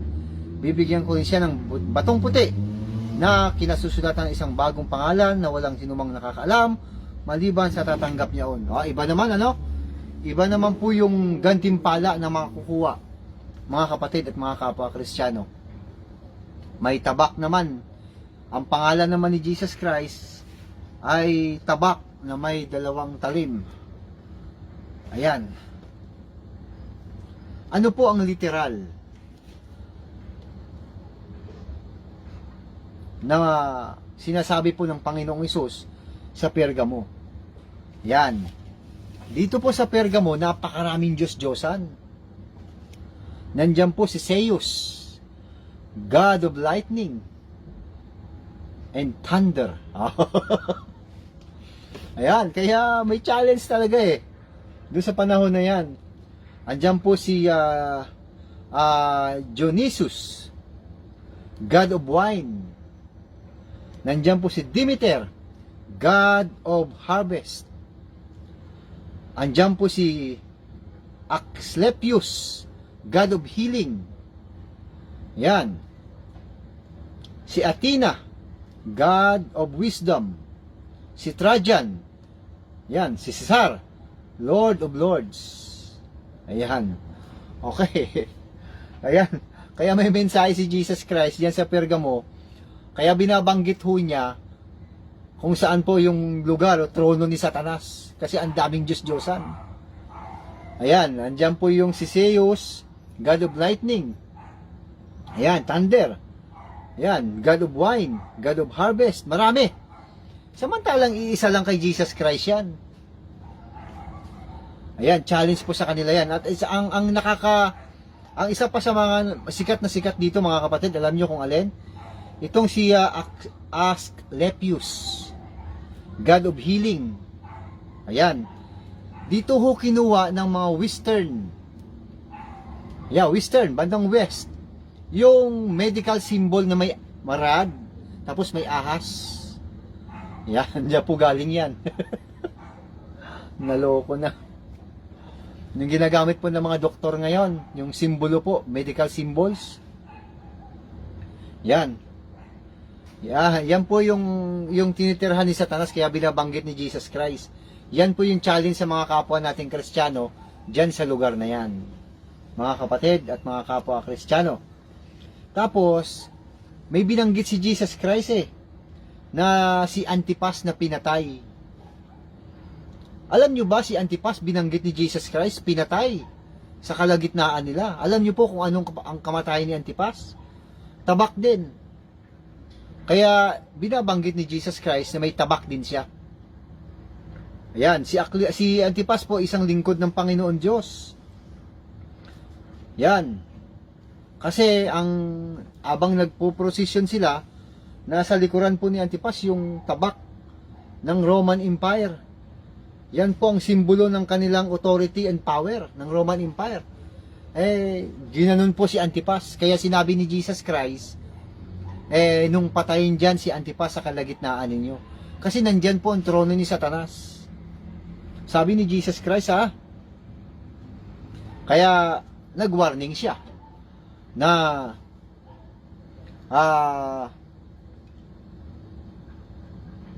meron naman siyang tabak na lumalabas sa kanyang bibig. Yan ang kanyang pangalan. So magkakaugnay ho yun lahat. Yan ang literal. Ano naman po ang spiritual nito? Mga kapatid at mga kapwa Kristiyano. Ito po ay panahon po nung emperor, si emperor dyan sa Turkey, sa panahon po ng Pergamo. Yan, panahon po ni Emperor Constantine. Okay, ang ibig sabihin naman po nito sa spiritual na kalagayan, ginamit po ni Emperor Constantine ang mga kapwa nating Kristiyano, kaya nga may simbolo, mayroon silang best na may cross dito. Gusto ni Emperor Constantine na mapag-isa ang Roman Empire, kaya sinilakay nila ang West Roman Empire. Ginamit po niya ang mga Kristiyano. Kasi si Emperor Constantine po ay naging Kristiyano.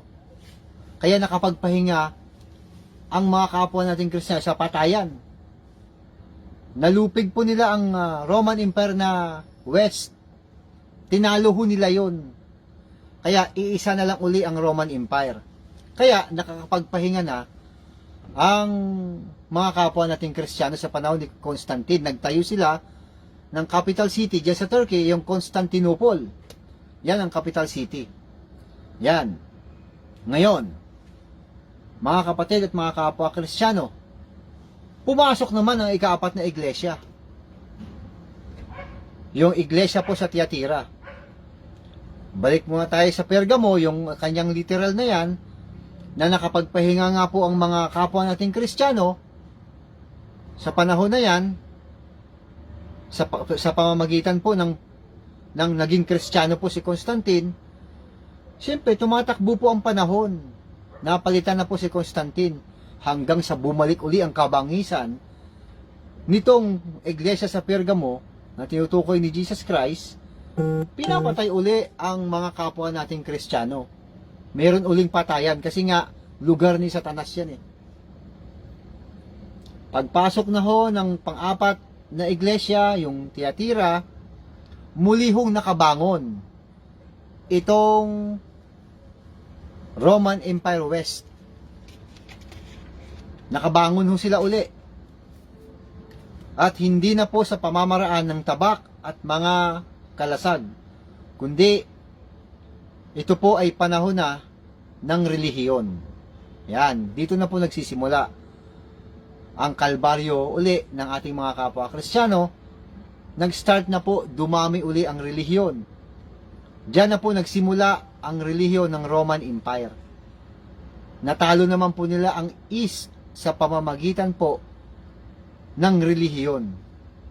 Kaya nawasak naman po ang East, pumasok na ang West hanggang sa ating panahon. Diyan po nagsimula ang relihiyong Roman Catholic Church sa panahon po ng Tiatira. Ayan mga kapatid at mga kapwa Kristiyano. Nako, pasensya na po kayo mga kapatid ha, at siguro hindi ko muna tatapusin to. Suma po napakaramdam ko.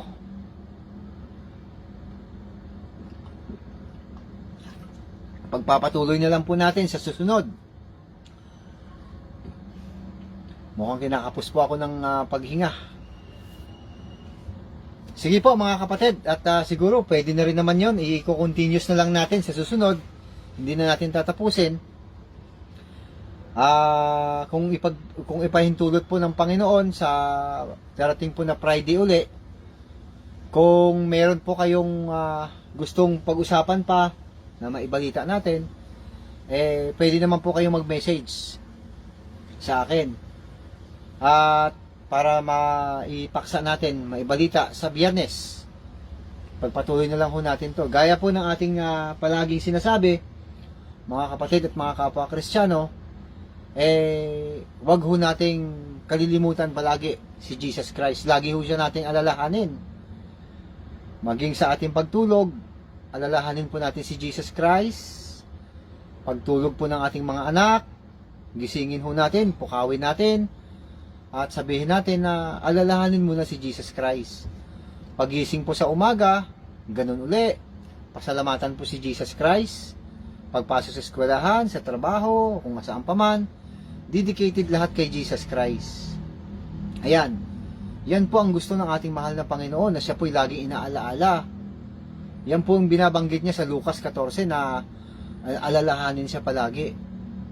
Kasi ang mga Kristiyano ho, tulad natin, meron na ho tayong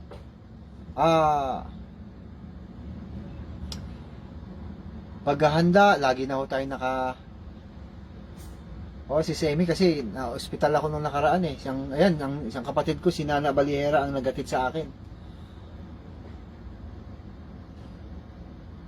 Mahaba na rin siguro. Medyo hindi pa ako naka-recover May iniinom pa rin tayong gamot. Mga kapatid at mga kapwa Kristiyano, suportahan nyo po yung ating programa.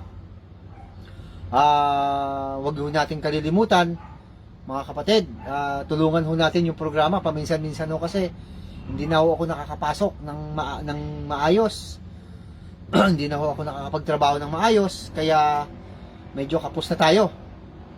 At sa ganon, ipagpatuloy po natin yung programa. Humihingi na po ako ng tulong sa inyo.